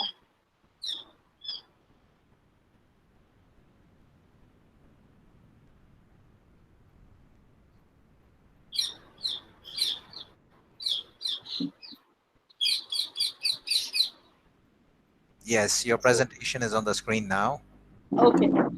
Okay, so thank you very much, Professor Deshmukh, for involving me in this nice program. And I really very happy. I hope that all the best to the center. And I hope that there will be some future collaborations with the people in the center. I have already talked with some people who are involved in the center. And I also hope that I will see in person or will be able to visit IIT Tirupati and IISER Tirupati soon. So actually, Dr. Mitra has given a nice introduction of quantum technologies. So I will present some of our work at HRI on some of our recent works at HRI on quantum, towards building quantum technology. Although I am a theoretical physicist, so the results that I am going to talk about all the theoretical proposal, but I strongly believe that there will be, as our previous speakers said, that theory and experiments should go hand to hand. So it will be important for the, also I hope that there will be collaborations with the center towards building quantum technology. So there are several, over the years, there are several proposals, several developments have been made for building quantum technologies. So one of the prominent one is quantum communication. So quantum communications can be broadly classified into two categories, where one wants to send classical information using quantum state. Another is the quantum state transfer. And classical informations can be sent either with security or without security. When it is sent with security, then it's known as a cryptographic system. Another prominent one is the quantum computer, where we want to build a computer by using the principles of quantum mechanics. I will also talk about some of our recent results on thermal machines. I will show you that quantum mechanics help to enhance the capacity of or the efficiencies of thermal machines. Finally, I will talk about some of our recent results on fundamental questions. And I will show you that addressing these fundamental questions actually help to build some of the quantum technologies. So let's start with communication. So first I will talk about classical information transmission. So classical information transmission protocol goes as follows, that suppose there are a single sender and a single receiver, and sender wants to send some classical informations to the receiver. And this can be the informations about the inaugurations of this center, for example. Now, sender wants to encode this information in a quantum state and send it to the receiver. And it has been shown that if they use quantum mechanics, then the efficiency or the efficiencies of these protocols can be enhanced. So the initial protocol actually involved only a single sender and a single receiver. But as we know from our daily experience that this point-to-point communication has very limited commercial use. So the next obvious and the natural question is how to transmit classical informations where we involve several senders and several receivers. And this was addressed actually long back by us, where we have the following scenario where there are n numbers of senders and there are one or two receivers, and these senders and receivers initially share some entangled states. This is a special quantum mechanical states having some quantum feature. Now this sender wants to encode these classical informations into quantum states, Then the sender send this information via quantum channel to the receiver, and receiver decode the message. Now, this quantum channel can be noiseless as well as noisy. Now, if you have a noiseless channel, then this was the classical capacities are found in this paper. But in a realistic scenario, in an experiment, the channel is always noisy. So in that scenario, we have recently addressed these questions and found classical capacities. We also established that even in this multipartite or this many particle scenario, multipartite entanglement will be a resource, and we establish a connection between entanglement and this capacity of the quantum channel. Then the next goal probably is to build a quantum network, where a network is a collection of nodes which are connected by edges. So we want to communicate informations between these different nodes. As I have told you, that in this communication protocol, entangled quantum states are important resource. And so it's important to share entanglement over large distance or over pre-decided nodes. So recently, we actually proposed a protocol where we show that this kind of building block, where the nodes, this is a single node example, where a node is connected with several quantum states, and if you perform global measurements along with the local measurement, then entanglement of the sharing entanglement in prefix node is easier. In this way, we are able to establish connection between one-dimensional quantum network as well as an arbitrary two-dimensional quantum network. The question that I again want to stress that we want to share quantum resource in pre-decided node in this network, and that is probably the goal of the quantum network. So talking with Arijit at IIT Tirupati, I realized that although these proposals we have done in around 2000, there are other protocol also people have proposed around the world. So I saw that Arijit's lab actually is trying to build this kind of network. So they want to build a hybrid quantum network where there will be an atomic and solid state system can be used as quantum nodes. And these quantum nodes communicate with each other by exchanging single photons. So this is so the protocol that we have given, which is a theoretical protocol. So one can think that this is the initial stage to really build a quantum network.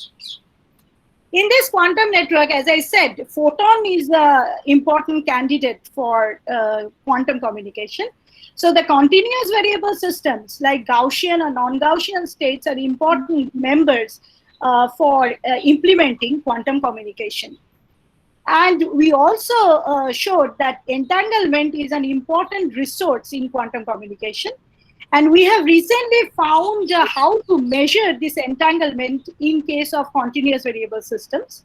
In particular, we show that there can be a non-Gaussian state which poses higher amount of genuine multimode entanglement compared to the Gaussian ones.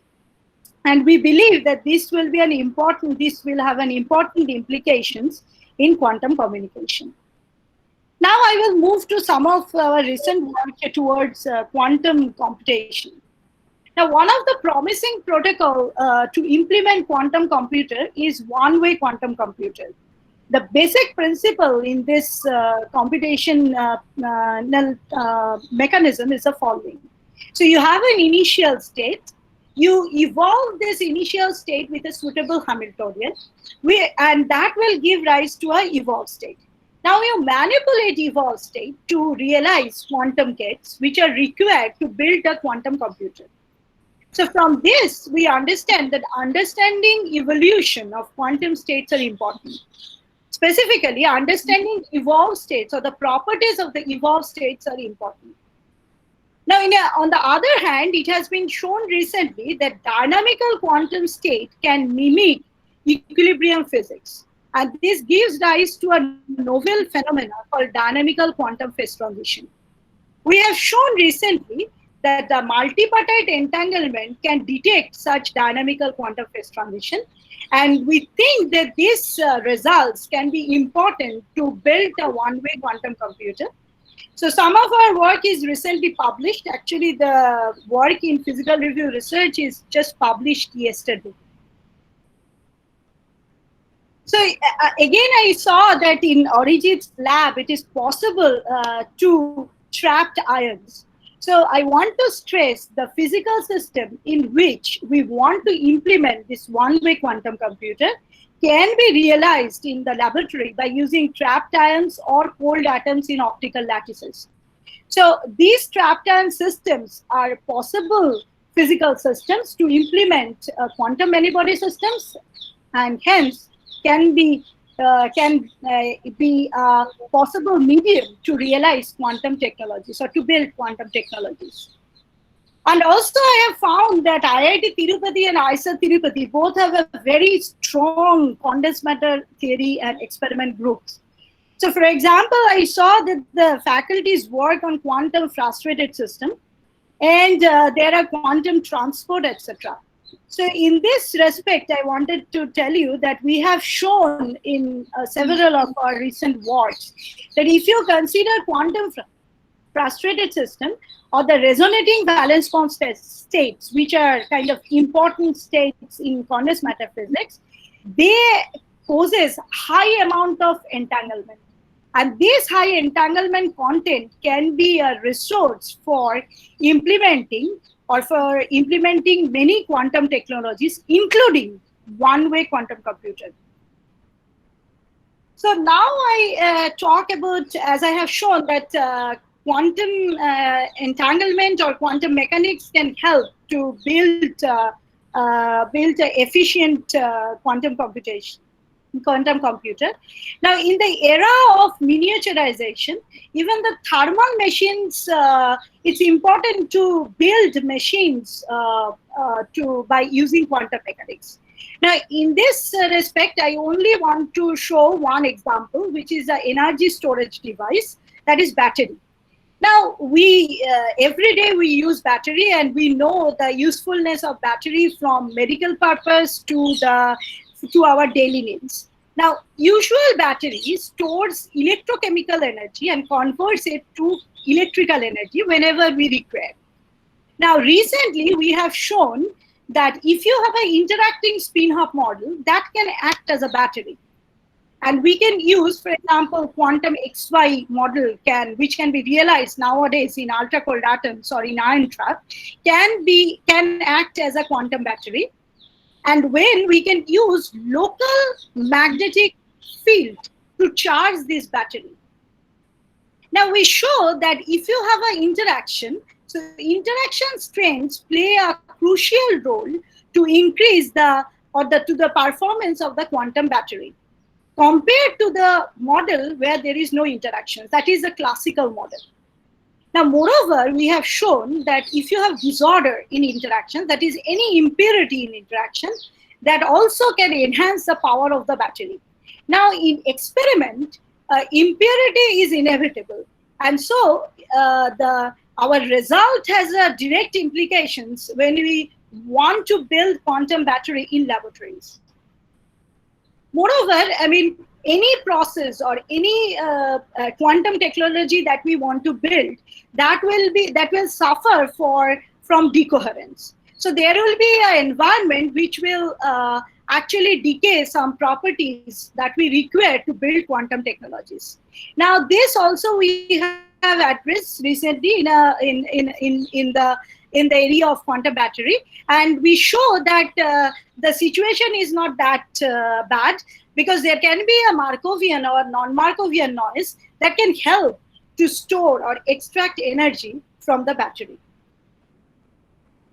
Now I come to the last part of my talk, where I will address certain fundamental question. So we call something called masking of quantum information. So what is masking? So if quantum information is hidden from subsystem and spread over quantum correlation, then we call it masking of quantum information. Now, if you replace this quantum by classical, that means if we talk about classical masking of classical information, so if classical information is hidden from subsystem and spread over quantum correlation, this is possible. So masking of classical information is possible. However, we show that masking of quantum information is not possible. So we arrive a theorem called no masking theorem. Now, no-go theorems has a very good, very important impact in quantum information processing task. For example, we know that there is a no cloning theorem which tells us that copying of quantum states is not possible. Now, this no cloning theorem is important to reach or to obtain the security in quantum cryptography. Now, we show that this no masking theorem also has application in secret sharing protocol. Now, this secret sharing protocol is a quantum cryptography protocol involving several senders and receivers. So we show that the no masking theorem, just like no cloning theorem, no masking theorem has application in quantum cryptography, which we can plan to implement in a quantum network. As well as there is something called no qubit commitment, where also no masking theorem can be applied. Now, this work was featured in physics in 2 years back. Now, with this, I come to the end of my talk. So I somehow try to give a flavor of the directions which we are addressing at HRI. So this is the members of the QIC group at HRI. We currently have 15 PhD students, 5 postdocs, and 3 faculty members. And we also have a large number of visiting students who visit. As Dr. Mitra was saying that as a theoretical physicist, our also aim is to train students to create manpower. So we also teach QIC 1 and QIC. So 2 courses, compulsory kind of optional courses in MSc program as well as PhD program. I hope that when the pandemic will be over, some of you are interested. So please visit us. And thank you very much for your attention. And again, I want to congratulate all of you for this center. Thank you. Thank you very much, Aditi. Very fascinating talk, and your work on this no masking theorem is of great importance. Dhananjay Nandi has a question. Dhananjay? Dhananjay, can you come up? I had questions to Lokesh da. Oh, okay. So I guess we will... we can talk later. I noticed it later. I'm sorry, Dhananjay, but maybe we can come back to this a little later. We are all in touch with each other anyway. Any other question on Aditi's talk on quantum technologies? It's very heartening to see that Aditi and Arijit are interacting in this area, and I'm sure that some good science will come out of it. Yes? Yeah, so just I had one quick question regarding this dynamical quantum phase transition. So we are aware of quantum phase transition examples in condensed matter physics and in atomic molecular systems. So can we come up with an example of such a dynamical quantum phase transition in, let's say, in a condensed matter system or a AMO system, like a realistic example? Yeah. Actually, that I haven't explained because of the time constraint. But exactly what you said, what I talk about this dynamical quantum phase transition is in quantum spin models. So suppose you know that if you have a XY spin model, then it undergoes a quantum phase transition from paramagnetic to ferromagnetic or antiferromagnetic phase. Now, if you the questions in dynamical phase transitions, because if you now start with one of the phase, so if you start evolution, so your initial state say is in a ferromagnetic phase, and then you quench the system in another phase, like the paramagnetic phase, then we can see that the system or the evolved state can show some non-analyticities with time, and that is called the dynamical phase transition. So this you start with a 0 temperature, for example, the evolution, Of course, during evolutions, you are not aware of the temperature. But if you do that, if you quench the system from one phase to another during dynamics, and you see that non-electricities with time, we call it to the dynamical quantum phase transition. So this is exactly what people have introduced, and we show that in this respect, entanglement plays a crucial role because it can really detect this phase transition. And also in our recent work, we are able to show that if you have a thermal system, there also you can have a quantum critical region, which also can be detected by quantum entanglement. Okay. Thank you very much, Aditi, for your very fascinating talk. And we really look forward to an opportunity to have you with us in Tirupati and interact with our colleagues over here. So let me move on to the next talk, which is a very important one, because exploring fundamental laws of nature requires very sophisticated experiments, sometimes pushing and testing the quantum limits, and it requires light sources. So we will have Professor Ravindra Kumar, who will talk to us about the physics with extreme light. Ravi? Yeah. Yes. Thank you. I will just start this. Yes. Yes.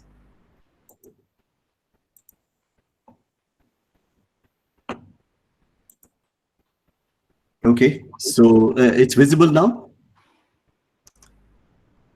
Can you see? Not yet. Not yet. Well, it takes. Is it okay now? I am closest to you, but still I cannot see. Yeah, that's very interesting. Let me see what has happened here. I said share the whole screen. So, no, just for window. Share. It should be a little more intense. Okay. Yeah, I can understand that. So, 1 second. Let me just go here.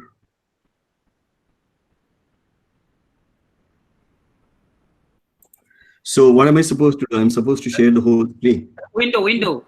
There's a window option. Just that window. Okay. Yes. Share. Okay. We've been using Zoom a lot, so this is new. Yeah, coming. Yeah, it's coming up. Okay. So I'll just go to my talk now. Yeah, it's good. Okay. So now I'm visible.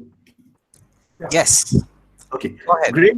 Firstly, happy birthday to CAMOST, and it's suitably timed. I think it's just on the eve of the Independence Day, so I think it's a great occasion. It will be remembered forever because of its this unique day that we have chosen here. And Professor Deshmukh, congratulations! You have worked really hard, persistently for decades, and I think it's become a reality now. I also wonder that Tirupati is actually a pilgrim center, as we all know.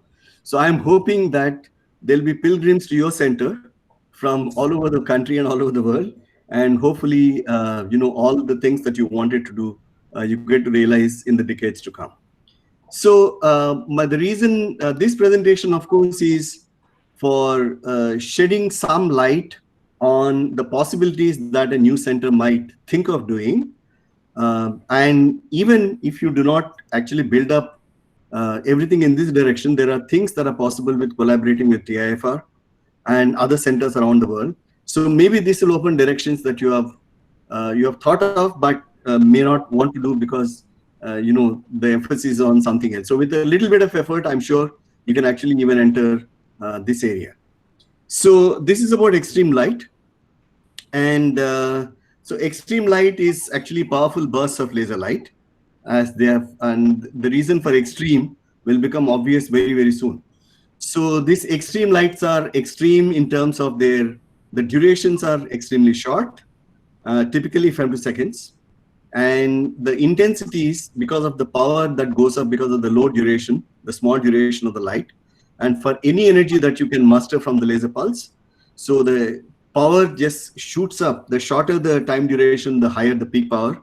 And if you boost the pulse energy to any extent, you keep on, either you increase the pulse energy or you shrink the pulse duration, and you can maintain the same power, and you can do some very interesting things.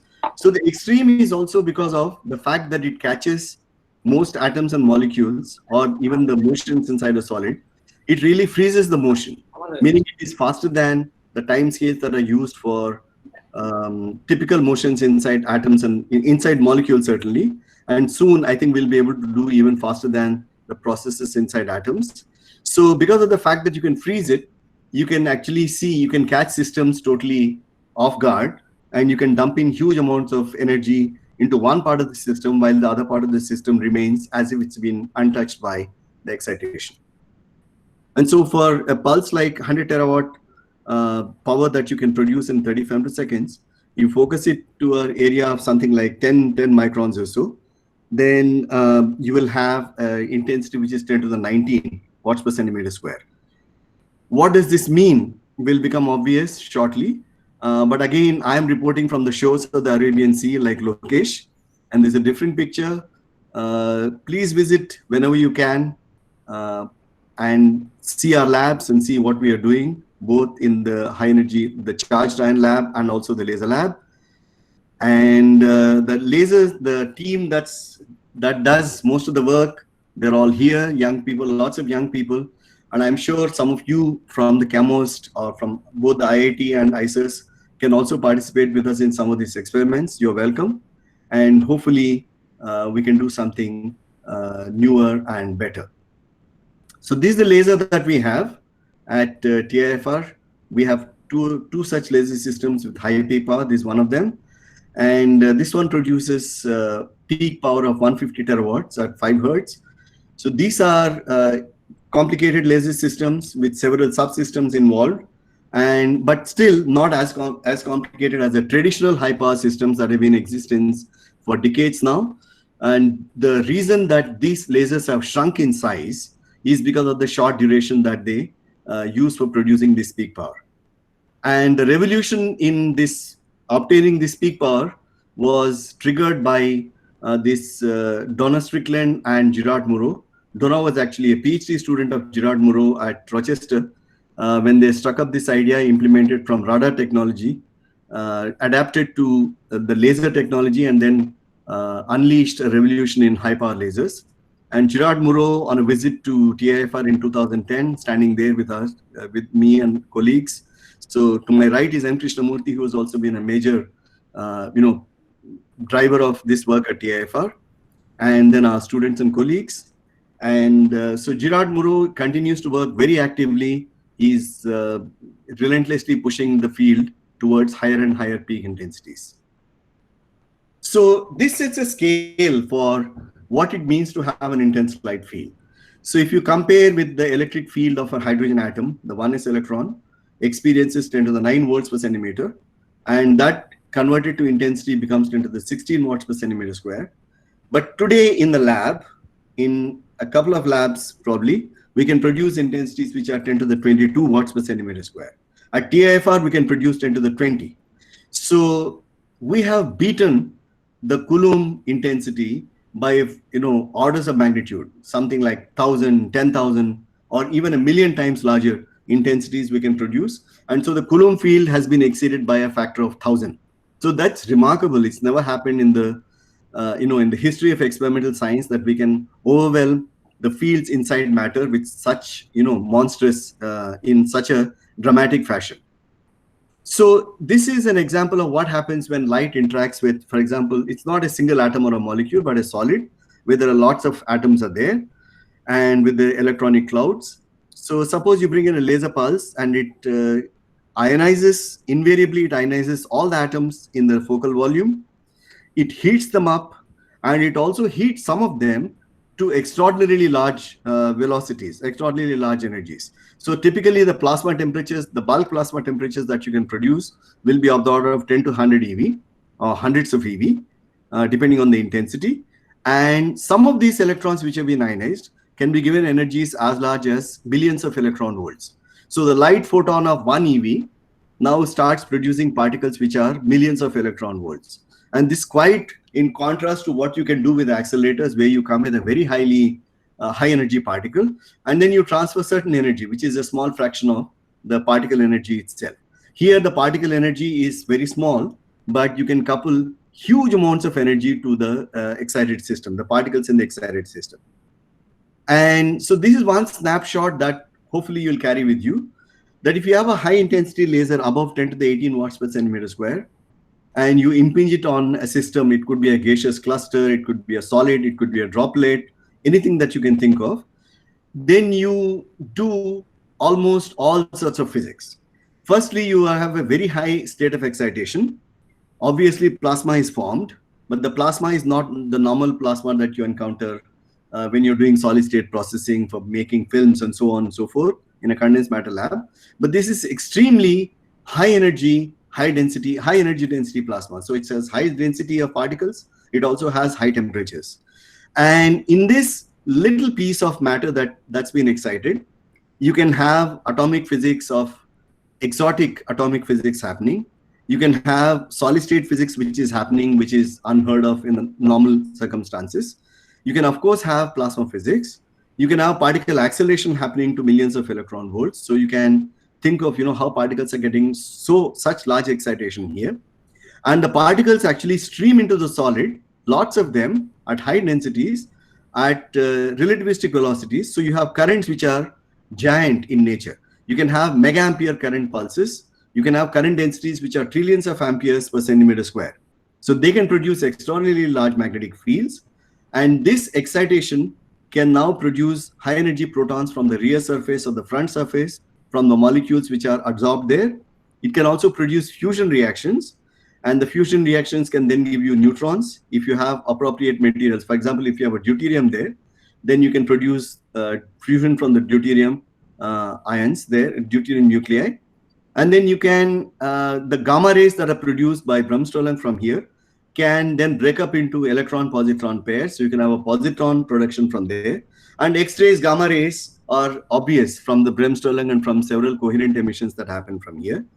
And of late, this is also a sort of source of what is becoming very popular, is the terahertz radiation. So this has become a very hot, energetic source of terahertz radiation. And so all sorts of physics is happening here, and you can choose what you want to do and then do that physics. So it's a sort of one-stop source for physics, from astrophysics to atomic physics. And so the way to see this is actually extreme states which couple high density because of the short pulse excitation, ultra short pulse excitation, coupled with high temperature. So the electrons are kicked up to very, very high energies, but the density doesn't change because the kicking is happening on a time scale which is much faster than the ionic response time scales. So this has become known as what is called the HEDS, or the high energy density science. It creates extreme states. And if you look at this picture here, so you have log of the temperature plotted on the y-axis, log of the density plotted on the x-axis, and you can see lots and lots of physical systems in the universe all sharing the same 2D surface, 2D plane. So the central portion is where people are trying to explore at the moment with the present capabilities, but they're trying to expand the portion that is being explored with newer devices, newer technologies, and newer kinds of excitation. So this is again another thing that you can see, that you have plasmas of all types, from ultra cold neutral plasma, probably useful for quantum computing, all the way to inertial confinement fusion, which can produce energy for driving most of our labs and most of our daily life. So inertial confinement fusion there's been a huge effort, and the densities there are monstrous. For example, you can see I have plotted this 10 to the 8 kelvins at something like 10 to the 27 particles per cc, meter cube. So the laser fusion effort has been going on for a long time. Hopefully it will succeed in the near future, and then we'll have all the power that we need, which is safe and sort of non-polluting.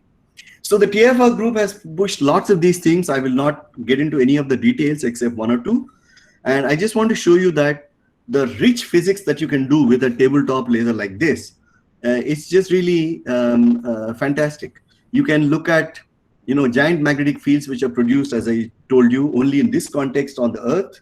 and you can do relativistic electron propagation inside matter, and you can look at enhancing these emissions using tailored targets, and you can also do, you can make an accelerator from here to produce particles for secondary excitation of atoms and molecules, and of course novel terahertz sources. So this is one example that I want to show. This been work done totally at TIFR, and you can see M. Krishnamurthy was the sort of the guy who led this work, and E. Krishna Kumar, who's in the audience there, has contributed to realizing this accelerator. So it's a compact laser-driven plasma accelerator for neutral atom beams. The world has been looking at accelerating charged particles, both negative and positive charged particles, for a long time. And that's obvious because you put the particle in an electric field and you can accelerate it to whatever energy you want. But how do you excite a neutral atom? And how do you produce MEV neutral beams? There's not been any effort. In fact, I dare say that perhaps this is the best way of producing a neutral atom beam at MEV particle energies. So if you want to read the details, please do read this paper that appeared in 2013. But I just want to say that since then, it's been expanded to produce neutral negative ions at high energies. And so it's become a one-stop source for positive particles, neutral particles, and also negative ion beams. So this is yet another example is to look at magnetic fields. I told you that magnetic fields of extraordinarily large magnitude can be produced here on the Earth. And so this is something like a 65, 70 megagauss magnetic field that we saw in the lab. And so what do you have? We also explored its spatial and time evolution of this giant magnetic field in the plasma. And these are the snapshot pictures of the 2D evolution of that, covered over something like 7 picoseconds after the excitation by the laser. And it turns out that these patterns can be analyzed to look at what is called the turbulence that can be created inside this plasma, which actually is reflected in this curve, in this graph here, that you plot the log of the magnetic energy versus the inverse of the length scale, then all the patterns, though they look wildly different in their spatial manifestation, in the power spectrum, they all look very, very similar with a slope that is close to -2. And this indicates, the power law indicates actually that the system has become turbulent. And this, by the way, is an example of astrophysical turbulence. So the systems in, the plasma inside the sun, inside stars, inside the Earth, around the Earth, in the magnetosheath, in the solar wind, in various places, is actually the magnetic field becomes turbulent. And till now, there have been no earthly parallels of that. But this laser plasma can actually show you that you can mimic that turbulence. So the moment you can mimic the turbulence on a tabletop, you can probably push the astrophysical models. You can give them some crucial information that tells you what may be or may not be happening and how to tweak these models further. So of late, I wanted to give you this another example is that of a broadband terahertz radiation source. This is not at the 10 to the 19, 10 to the 20 watts per centimeter square. This should be implementable with a little bit of funding, even at CAMOST. And I don't know what all it can do. I think it can unleash a whole range of activities in this area using terahertz radiation. So this is at 10 to the 14 watts per centimeter square from a femtosecond laser. And this is simple liquids like acetone and methanol can be excited. The laser forms a plasma filament, and the plasma then starts radiating copiously, at very high energies. In fact, this is a tabletop source that produces something like 50 microjoules of energy, terahertz energy over a range of 0 to some 60, 70 terahertz. And if you look at the competing sources in the lab, which use semiconductor antennas, they are a fraction of a million lower than that, than this in energy. So this is a very nice example of what can happen. And with just a little bit of modification in the kind of systems that you study. Nobody had looked at liquids because they thought liquids absorb terahertz, so there's no point in looking at them. But liquids do absorb terahertz, but they still leave a lot of terahertz for you to extract. That's been the bottom line here. So for more of our work, please do visit us in the lab to discuss with us, of course. But if you can't, pandemic or otherwise, then please look at this web page where you can download most of our work, the papers and the thesis and so on, and do send us questions. and tell us how we can collaborate further on this in these areas. The future is very exciting for the field. People are pushing these intensities to, at the moment I said this 10 to the 22, they want to go to 10 to the 24 in the next few years, and major facilities are being built around the world. We should certainly collaborate with them, and CAMOST should join these efforts in the short run, also in the long run. So these are the big pillars of the extreme light infrastructure being built in Europe, and we should all join and do experiments at these centers, because it's becoming highly collaborative. As Dr. Mitra was saying, this should be highly collaborative work which pulls all our resources, IITs, IISERs, TIFR, everyone together going to do experiments at this. And very soon the dream is to reach something like 10 to the 29, 10 to the 30 watts per centimeter square in the next few decades. Perhaps the youngsters in the audience would be alive to see that these things, and maybe use this in, whenever these things happen. So we're going to enter the quantum electrodynamics era. So then we can do fantastic things with these kind of lasers. So what is in it for CAMOST? I thought I'll just put down some few ideas. So basic physics that's immediately available is looking at highly charged ions, and of course atoms in ultra strong magnetic fields, which is a fascinating topic. You can produce things like one-dimensional atoms in an ultra strong magnetic field. You can look at extraordinarily large Zeeman splittings, and I don't know what all it might unleash for our understanding of atoms.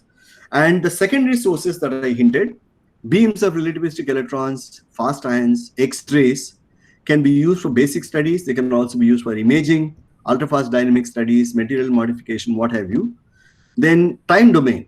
I see that there's interest in attosecond physics at the CAMOST Center. Then imagine you could probably think of experiments which are done right in India with attosecond pulses of coherent X-rays. So these are attosecond pulses. They're also coherent because they're being generated by the laser using either a solid target or a gaseous target. And if you push the limits, you can actually go to quantum electrodynamics at 10 to the highest intensities, look at processes like radiation reaction, and all that can be done on a tabletop in a small, qualify the small by saying that it may not be small in our normal thinking, but small compared to what the big facilities so far have been putting out. And of course, the theoretical and the numerical avenues are, they're just enormous. So this is one example just to show that what we've been doing in our own labs here, using electrons and X-rays. So this is an image that's been produced by M. Krishnamurthy, MK for short, as is known in the community, and colleagues. So this is imaging of, you can see the bones, joints, everything being imaged with a source that's been set up in our labs at Hyderabad. As you know, TIFR has a new campus at Hyderabad where we now want to expand.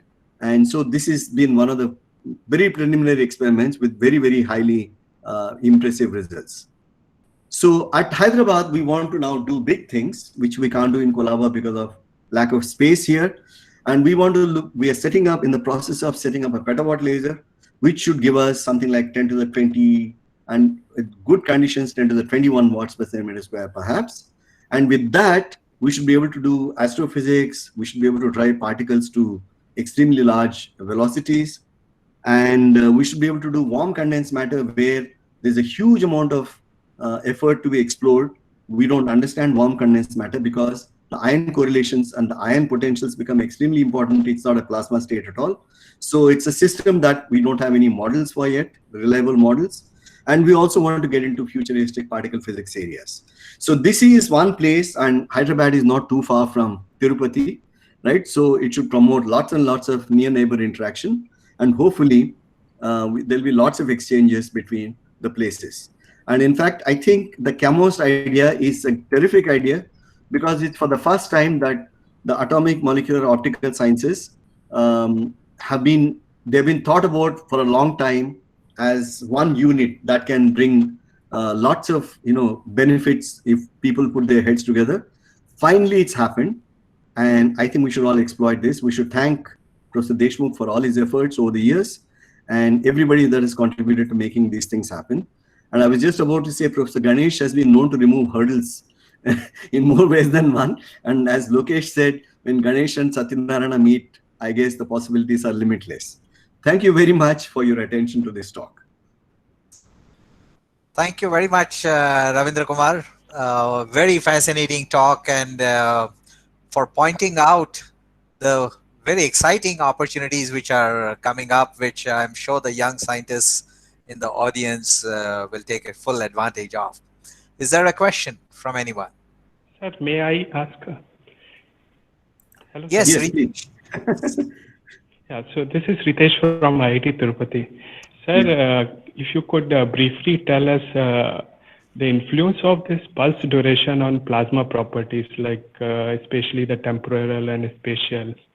Like if there are studies happened in this direction, Okay, or the field is still ongoing. I wish I had more time, so maybe I should visit Tirupati and talk to you in person about all this. And we have done a lot of work. In fact, much of our work has been on the dynamics. You know, when you excite with a femtosecond pulse, everything happens on very, very rapid time scales, right? You're just kicking up. In fact, you're going 0 to 10 to the 19 watts per centimeter square in just a fraction of a picosecond.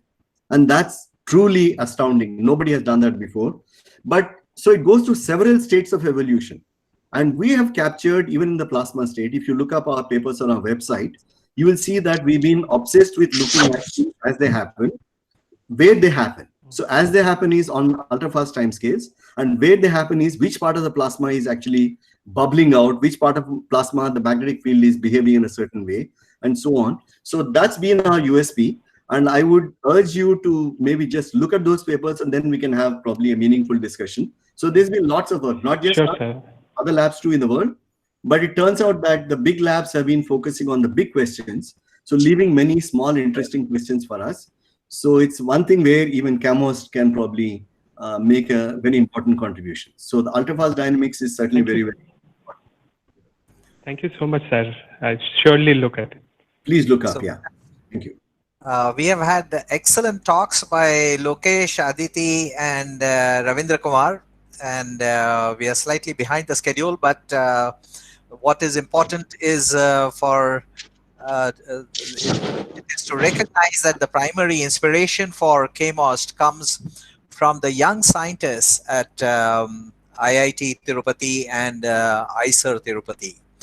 So I would like to request the program coordinators at these two institutions, Arijit Sharma and Sunil, to speak to us. Arijit first, so that they will express their aspirations to us. Arijit? Yeah, thank you, sir, for giving us this opportunity to speak on this occasion. My heartfelt thanks to all the distinguished scientists who have taken part in this meeting, especially the scientific committee members, as well as the two directors and the distinguished speakers. As Dr. Arabinda Mitra has said, that collaborative activities, and also that has been emphasized by Professor Ravindra Kumar, that collaborative activities is a key to encountering the challenges of the physics of the 21st century. So keeping that spirit in mind, we have, as two young institutions at IIT and IISER Tirupati, come forward, and we have leveraged this together to start the Center for Atomic, Molecular, Optical Sciences and Technologies. So with this center coming in shape, we now both have tremendous opportunities as well as responsibilities. Opportunities in the sense of what has been projected by Dr. Mitra in terms of the various national missions, where we can contribute in terms of both human resource development and technology development, and responsibilities in the sense that with all these missions, there is a growing need for the country to develop business intellectuals and develop technology that can be implemented for the benefit of society. So both of that is there. We are fortuitous to have IISER Tirupati as an institute very close to us, because IISER Tirupati is mostly focusing on fundamental science aspects, and their programs in AMO science and technology are looking at atmospheric sciences and physics, and atmospheric chemistry, then single molecule batteries, and biomedical applications using optical tweezers. Whereas on the other side, in the IIT side, we have a complementary expertise. So myself, I am working on quantum communication experimental program, and then working on the development of sensors, atomic sensors, and frequency metrology. My colleague, Dr. Vinay, he is working on theoretical ultrafast dynamics and attosecond dynamics. Then my colleague, Dr. Ritesh, he works on experimental and theoretical plasma processing technology with applications to water purification, agriculture, food processing. And then finally, of course, we have our mentor, Professor Deshmukh, who has been doggedly pursuing this idea for quite some time. And finally, this has been realized by him. So we are very fortunate to have him on our side. So this is all what I had to say. And we look forward to your support and encouragement so that we can fulfill all the aspirations of both the society and the country at large. Thank you. Thank you, Arijit. Sunil? Yeah, thank you, sir, for giving me an opportunity to talk in this CAMOST inauguration function. I would like to thank all the distinguished scientists and other people who joined joined in this meeting. Being a part of the CAMOST team, today is indeed a special day in my own research career. I believe that it is all my colleagues associated with the CAMOST feel the same. It is not a common for an early career researcher to be an integral part of establishing an emerging center of national and international importance. In fact, most of us associated with the CAMOST are in our early faculty careers, which indeed is something special for the center, and I see it as a virtue. One reason why I believe so is that we do not have to be biased by too much of our experiences. Each of us have our own strengths and weaknesses, and we can easily adjust with that while working together. Our greatest limitation would be our inexperience. However, from what we have learned from working towards establishing the center so far, I can certainly say that this is not going to be an issue at all because of the tremendous support from Professor Deshmukh, who is the mentor and convener of CAMOST and the directors of the two institutes. In fact, I would like to address Professor Deshmukh as the founder of the center, which in no way is an exaggeration. In addition to very inspiring support from the Professor Deshmukh and the directors of both the institutes, we received guidance from the heads of the departments of the physics at IISER Tirupati and IIT Tirupati and all the members of the Scientific Advisory Council. In CAMOST, we have a very highly motivated and talented group of faculty working in several frontier areas of atomic, molecular, and optical sciences and technology. Being a part of the CAMOST, our ambitious projects would not have to be restricted by limited availability of resources, which typically happens when one works as an individual. In CAMOST, we will be working closely together on collaborative projects already in place, especially because the CAMOST is already there, and new collaborations with other scientists throughout India and abroad are also being established. The greatest strength of CAMOST, in my opinion, is bringing together the science and the technology into a single platform by extracting resources from both the institutes, IISER Tirupati and IIT Tirupati, as well as other institutes of our adjunct members, and also many other institutes later on. Given all this, we believe that we will be able to make CAMOST to have a very bright future in the scientific and technology map of India, not just in AMO science and technology. So now I would like to make a personal remark because I mean the center is actually the result of incredible determination of Professor Deshmukh, and I was actually doing my PhD under his guidance a decade ago. And now, even before that, he has started to establish such a center.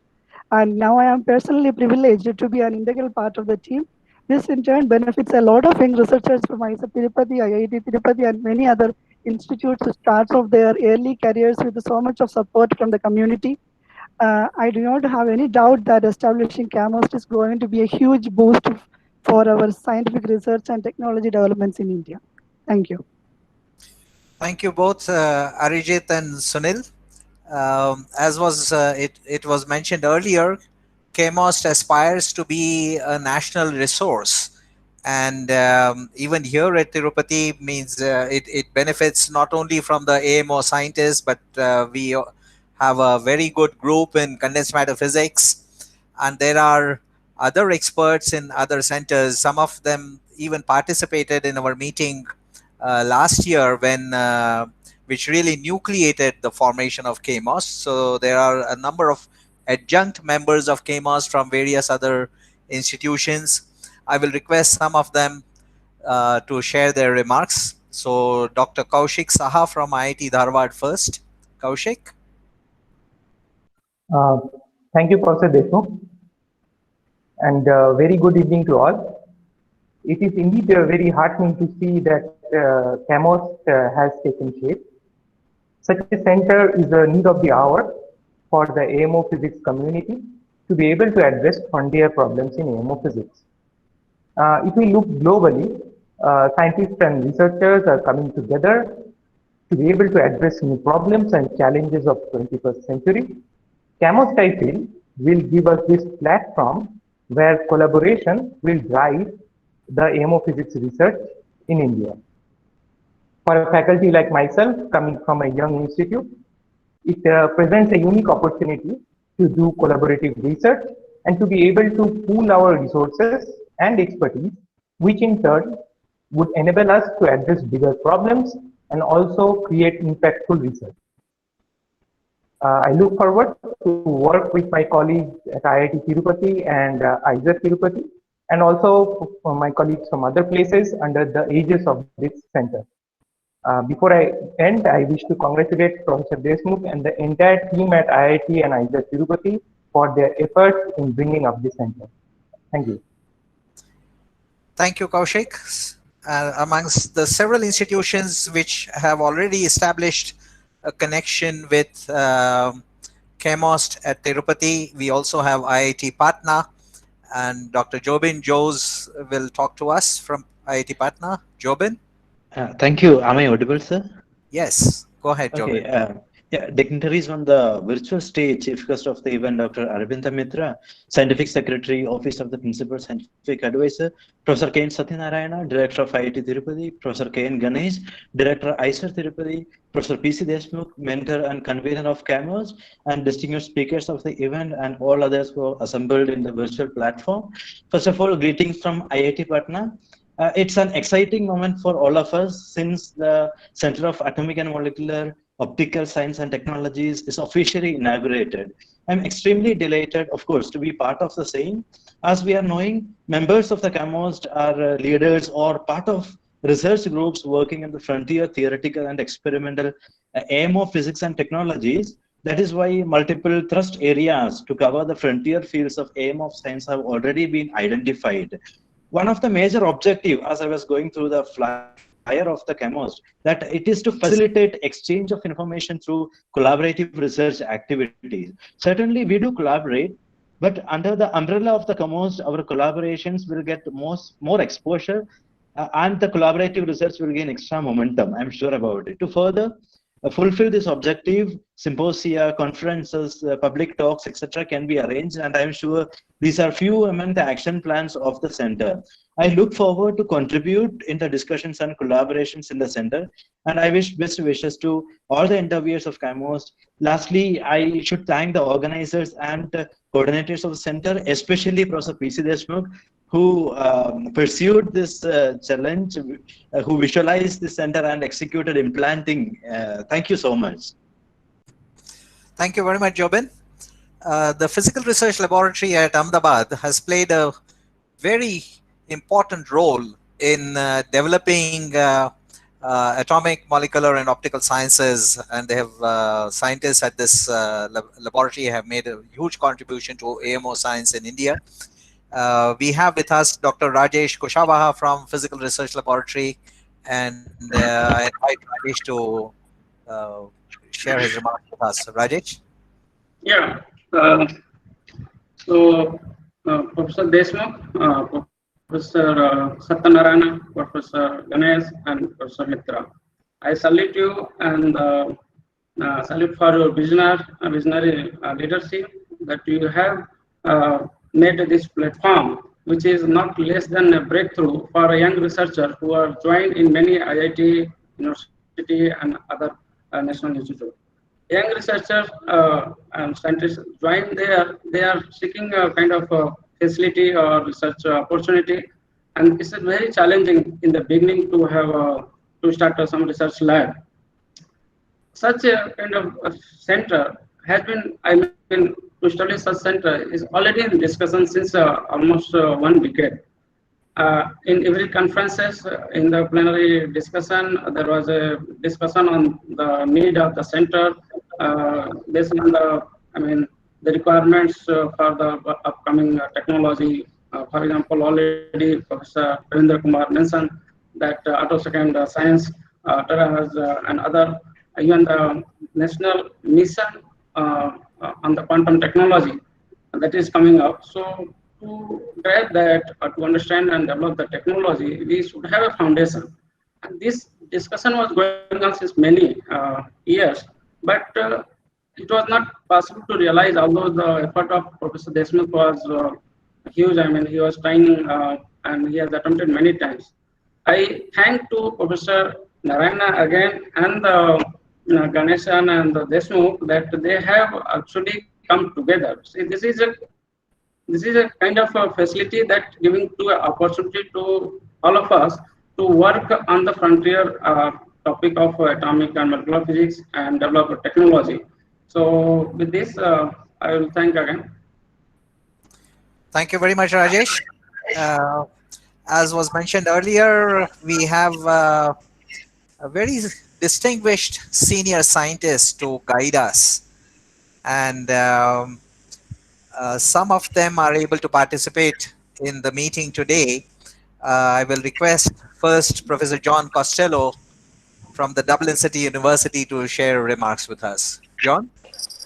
Thank you, Pranav. Greetings to everybody from Ireland. It's been a real pleasure to see the inauguration of CAMOST, as you call it, today. I've known Pranav for well over 20 years now, and I've also known he's had a vision for having a major center on atomic, molecular, and optical sciences and technologies in India, and it's a great day, and congratulations, Pranav. It requires not just your vision, but it also required the leadership from both directors to get behind you and drive this and make Tirupati really a center for not just the fundamentals, but I also like is this idea of translational research, where you will, you know, make sure that you have the best work that you can do in the fundamentals, but actually translate it. And that's where the funding is going to come from, as we heard from Dr. Mitra. I will do my best to support you, Pranav. It's been a while since I was in, the last time I met you were in IIT Madras, so it's been a few years since we met at Madras. I see Professor Vijayan is also there from IIT Madras. Yes. So I will do my best to support. I've been very, very impressed with the enthusiasm, the quality, all of the things that you need to put in place to make a center successful. Mostly your leadership. And I think that's what everybody will depend on over the next few years. So many thanks. I will help personally, but I will also try to use my own network and leverage it as well. I see many areas of interest. I was very interested in TIFR, Professor Arabinda Kumar's talk on terahertz generation. I'd have lots of questions for him on that. But so this collaboration, which goes right across India, pan-Indian, as is mentioned in your text, I think is going to be very important. So I'll finish up by saying I will give 100% support. I think it's a fantastic initiative. I'm glad to see it come to fruition finally, and I wish it every success in the future, and I will do my best to help it achieve that success. John, thank you very much. CAMOST certainly needs guidance and support from all of you, and we are very fortunate to have very distinguished scientists. John himself has led very large research groups in Europe, so I think your experience is going to be extremely valuable to the center. Professor Kumar has made a huge contribution to the experimental program in AMO Sciences in India. He has been he was also present at the meeting that was mentioned earlier on 20th March and gave his recommendations. So I request Professor Kumar to share his remarks. EK? Yeah. Good evening, everyone. I'm very happy to be present at the inauguration of CAMOST. I congratulate the directors of IIT Tirupati and IISER Tirupati, Professor Satyanarayana and Professor Ganesh, for creating this center. I also congratulate Pranava Deshmukh for his initiative and the young colleagues from the two institutions in putting forward the proposal. EK, could you come closer to the mic? Yeah. Do we need to repeat? No, go ahead, but closer, yeah. After attending the initial meeting on the proposal, I had given my views on the need to have a large-scale activity in the area of AMO sciences in the country. I reiterate again on the fact that AMO science is the fountain of our modern technologies and the mother of all physical sciences. Unfortunately, the science leadership in the country did not have a broader vision to support this area of activity as was necessary. I sincerely hope that the setting up of this center is a very good beginning to correct the lopsided vision that existed. I wish that this center grows in excellence and there will be many such centers set up in the country in the near future. Thank you. Thank you very much, EK. We have Professor Bhanu Pratap Das, and I request Bhanu to share his remarks. Bhanu is now in Japan, and it is pretty late in the evening there, but thanks for staying with us, Bhanu. Okay, so thank you very much. So can you hear me? Yes, Bhanu. Okay. So let me begin by congratulating Professor Deshmukh and the directors of IIT Tirupati and IISER Tirupati for bringing CAMOST to life. I mean, they really made it a reality, and many congratulations for that. I'm very impressed by the wide range of programs that you plan to pursue at CAMOST, and I'll just say a few words about quantum technologies, which is my main focus at the moment. I'm currently working mainly on quantum computing. So a lot of what I wanted to say has already been said by Dr. Mitra and Professor Aditi Des Sen has given you a flavor of the field. There's just a few things that I want to emphasize. I mean, one thing is that AMO sciences has really been very crucial for the development of quantum computation. In particular, the first prototype quantum computer that was built in the lab was an trapped ion quantum computer, for which David Wineland got part of his Nobel Prize. Now, since then, the progress using atomic and molecular systems has been absolutely remarkable. And one of the most promising platforms for quantum computing today involves cold atoms, Rydberg atom arrays, and possibly polar molecules. So there's a lot to do in this field in the actual building of quantum computers. What I think is less well known is the fact that atomic and molecular theory have a very important role in this. Once you build a quantum computer, what are you going to do with it? You actually want to do computations, you actually want to do calculations. Now, atomic and molecular calculations are now primarily done using classical computers. But it has become fairly evident in the past 2 or 3 years that quantum computers are better suited for atomic and molecular calculations in the long run. And to that end, efforts are going on in various places, particularly in IBM, Google, and that's a field that I'm currently involved in my group at the Tokyo Institute of Technology is collaborating with groups in Osaka City University and an experimental group in University of Tokyo. And we've been able to do real, computations, that is atomic calculations on a quantum computer using 4 qubits. And this is using the quantum computer that was developed by Professor Nakamura, a pioneer in the field of superconducting quantum computers.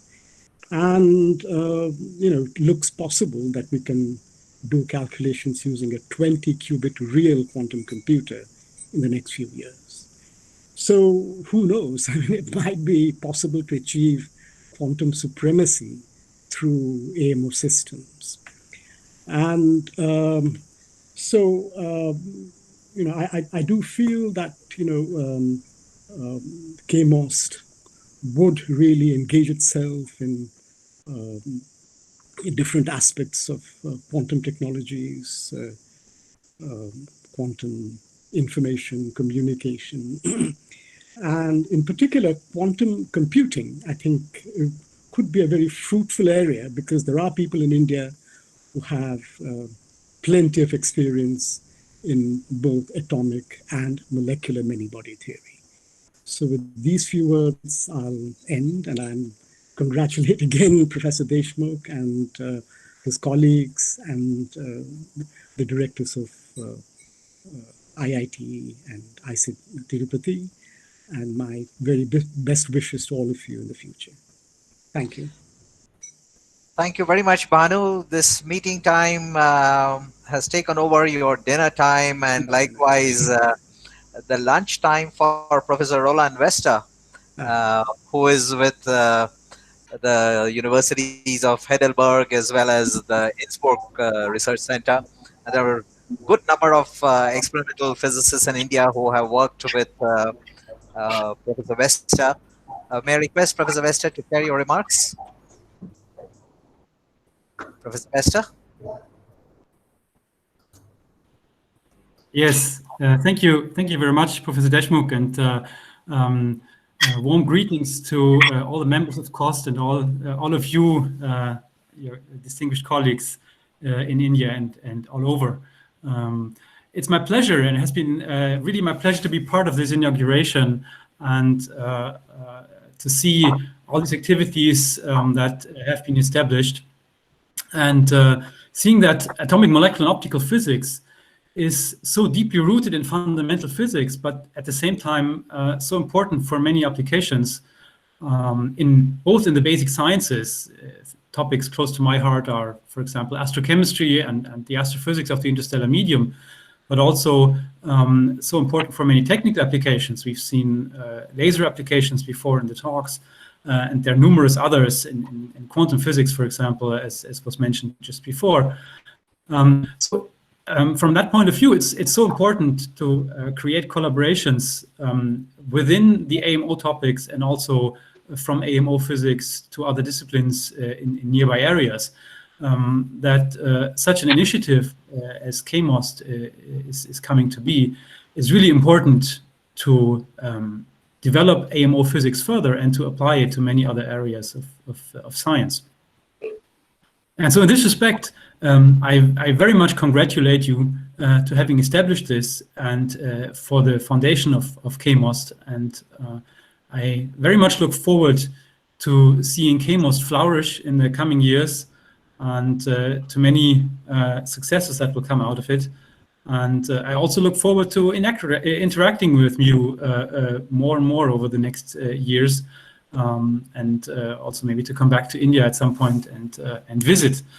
And in this respect, once again, congratulations and thanks for bringing us together here for this inauguration in this difficult and unusual times at the moment. I think it has been a great success already, and I really very much look forward to how it will develop in the future. Thank you very much. Thank you very much, Professor Wester. I'm sure there is a very large community in India which looks forward to your visit to India. We also have with us Professor Steve Manson. He has been a huge support to the theoretical atomic physics program in India. A large number of scientists have benefited from collaborating with him. He has visited Tirupati a number of times and also visited both the institutions, IIT as well as IISER in Tirupati. He was also present at the meeting that was mentioned last year, which was a very important meeting which led to the formation of CAMOST, and he spearheaded discussions at that meeting. So may I request Professor Manson to speak to us.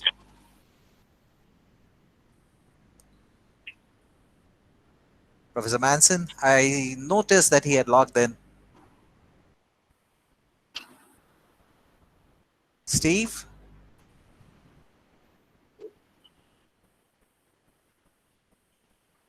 I did notice a few moments ago that he was logged in into the meeting. Professor Manson?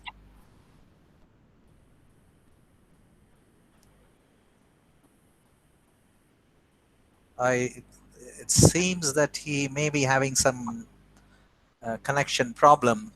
I definitely noticed that he was logged in. I saw his name come up.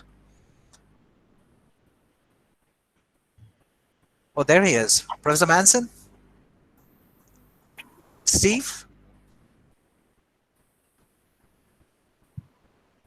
Professor Manson, can you hear me? Steve? Hello? It is also very early morning in Atlanta from where Professor Manson is joining. Steve, are you on?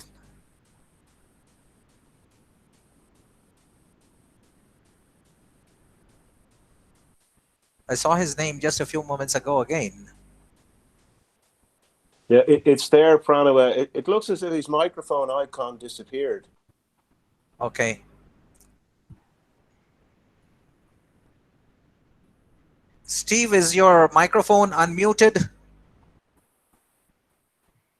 Well, if it's disappeared, it means there's some problem with the mic. Oh. So let's move on. You can come back as soon as he's able to.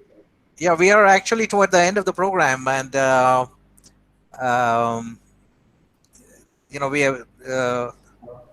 So if I'll wait for a moment or two, maybe half a minute, and see if Professor Manson can join us. Maybe you can announce for a dinner now, then everybody. Yes. All right.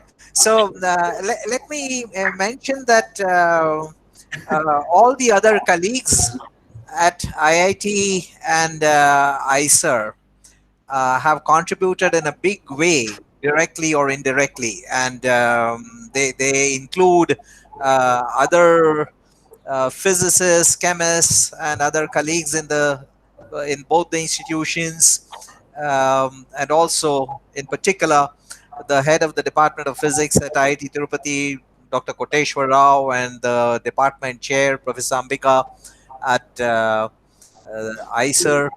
Professor Manson is there. He's sending a message My there. mic is on, but I don't know what the problem is. So he's having some trouble. Yeah, so I think we will listen to Professor Manson when he comes next to Tirupati, and I hope it will be soon enough. And yes, thank you very much, Steve. I see your message. You have been here all through the meeting, so it's always wonderful to have you. There seems to be some problem with your microphone, and we missed your remarks here, but I know it will be made up for, because we certainly look forward to your visit. In fact, it would have already happened in March, and we were to have a meeting when Professor Manson was to be with us in the middle of March. It was scheduled between 15th and 25th of March at IIT Mandi. And that is when the pandemic was growing, and we canceled that meeting. Otherwise, we would have been stuck in Mandi, many of us.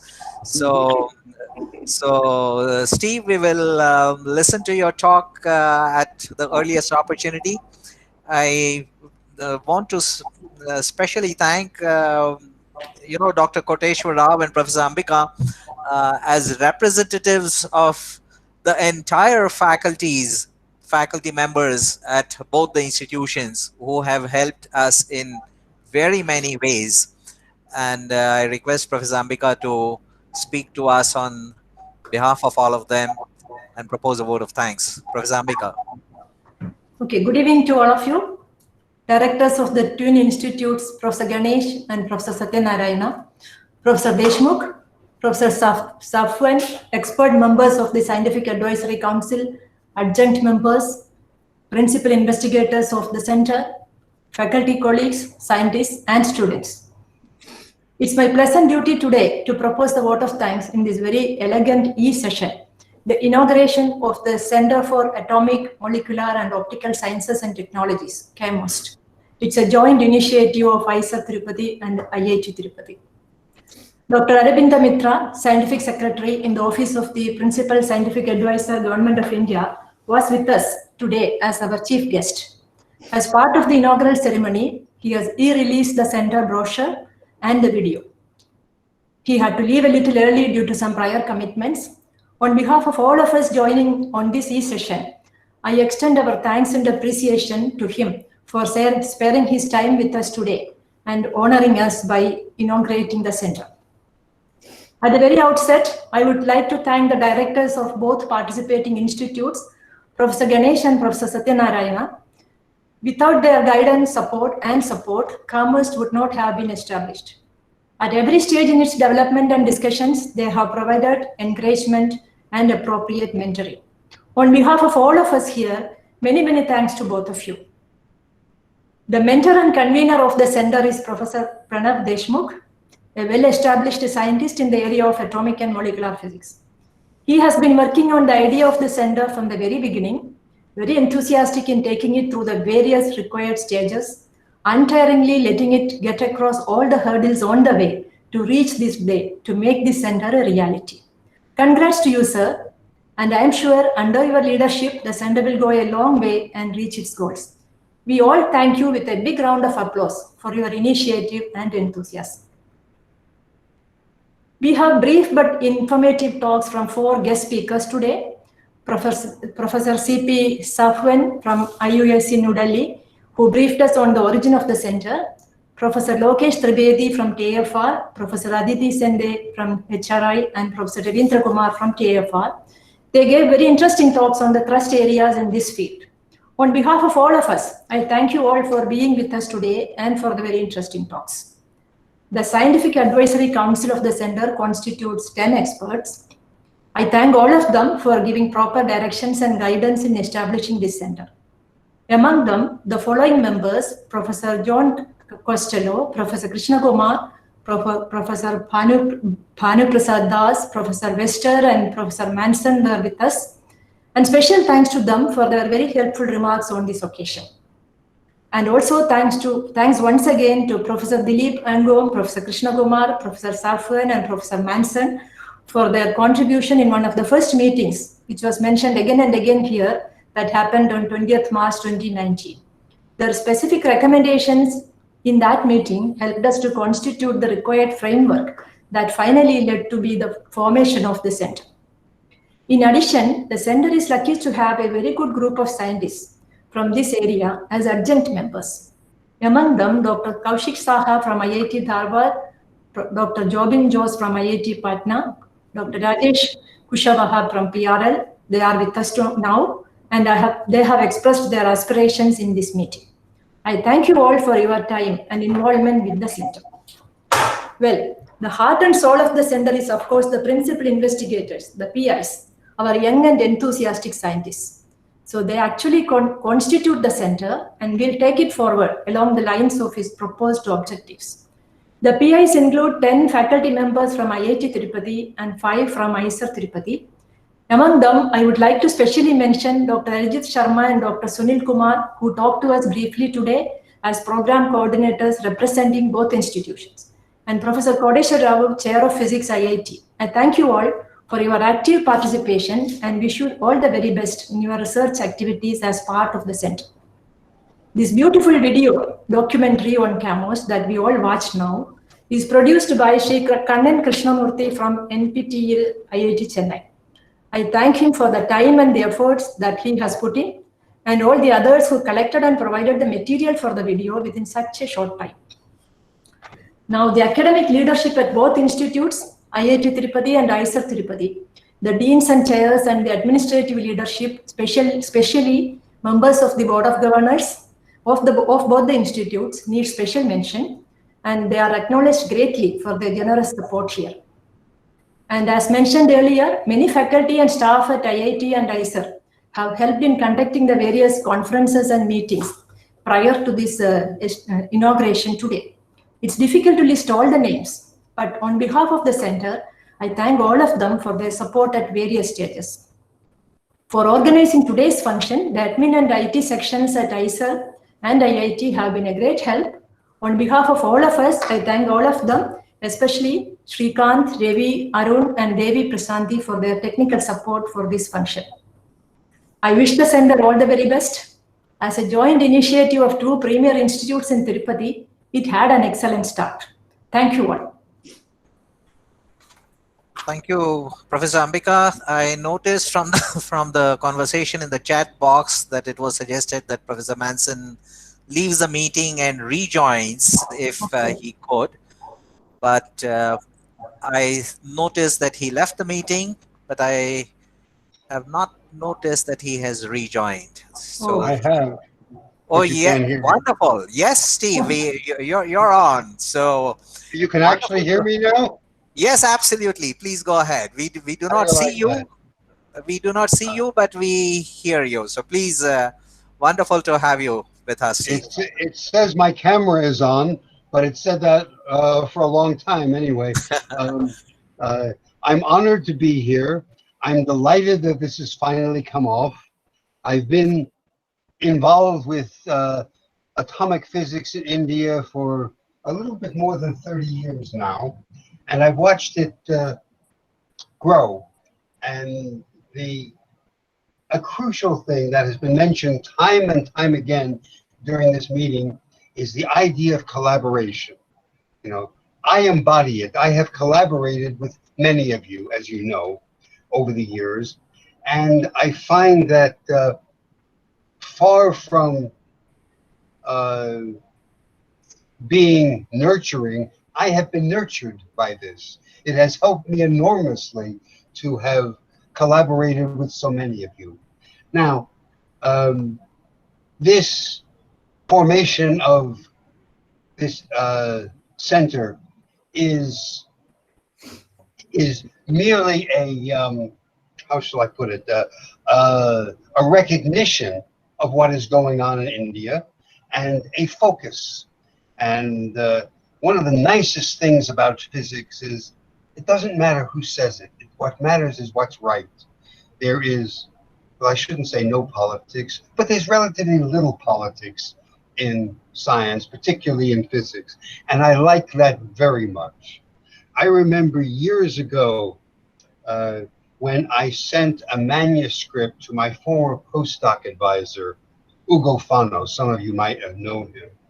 And I got a note back from him giving his opinion of his manuscript, the opinion of his postdoc, and the opinion of a first-year graduate student at the time, which some of you may know. He was Indian. His name is Ravi Rao. And that always impressed me because his point was, it didn't matter who says it. It mattered what was right. Look at that. Keep that in mind and go forward. And I know this will be a success because it is already a success. It is really a recognition. The formation of this institute is really a recognition of the success of atomic physics in India. So congratulations to all of you. Thank you. Thank you very much, Steve. That pretty much brings us to the end of this meeting. Certainly, all the members of the Scientific Advisory Council, we look for an opportunity to have you at Tirupati sometime soon. We will, in the meantime, we will try to have you on various webinars, workshops, conferences, and so on. So we will continue to interact and benefit from you, but certainly look forward to have you with us. So maybe if I may request Professor Satyanarayana to close this meeting, make a few comments and then close this meeting. Thank you, Pranav. So as it's a real proud moment for both our institutions that we were able to bring all of you together and get this center started off. And I hope, you know, as Professor Arabinda Mitra had pointed out, there are a number of missions that are starting at the national level, which we should I hope we are going to be one of the hubs that we talked about in the quantum mission, and similarly in other initiatives that come forward, and we have very young enthusiastic team. So all our support will be there for them, and with the able guidance of a lot of the scientists we see here, the fact that you were able to bring many of them to the institute, both our institutes, and then give their blessings, saying that you should go forward. Whether it's Professor Krishna Kumar and everyone, Dilip and Steve, Dr. Ravindra Kumar and Professor Safwan, right? Many of them have, when I saw this kind of support, I said that we should throw weight behind it and make it happen. And I'm very glad it's happened. And so this is a start. We have a long way to go, and let's make it a big success. Thank you very much. Okay, thank you very much, and goodbye, everybody. We may all sign off, I guess. Thank you very much. Goodbye. Goodbye. Thank you. All the best. Take care. Bye. Bye. Goodbye. Goodbye.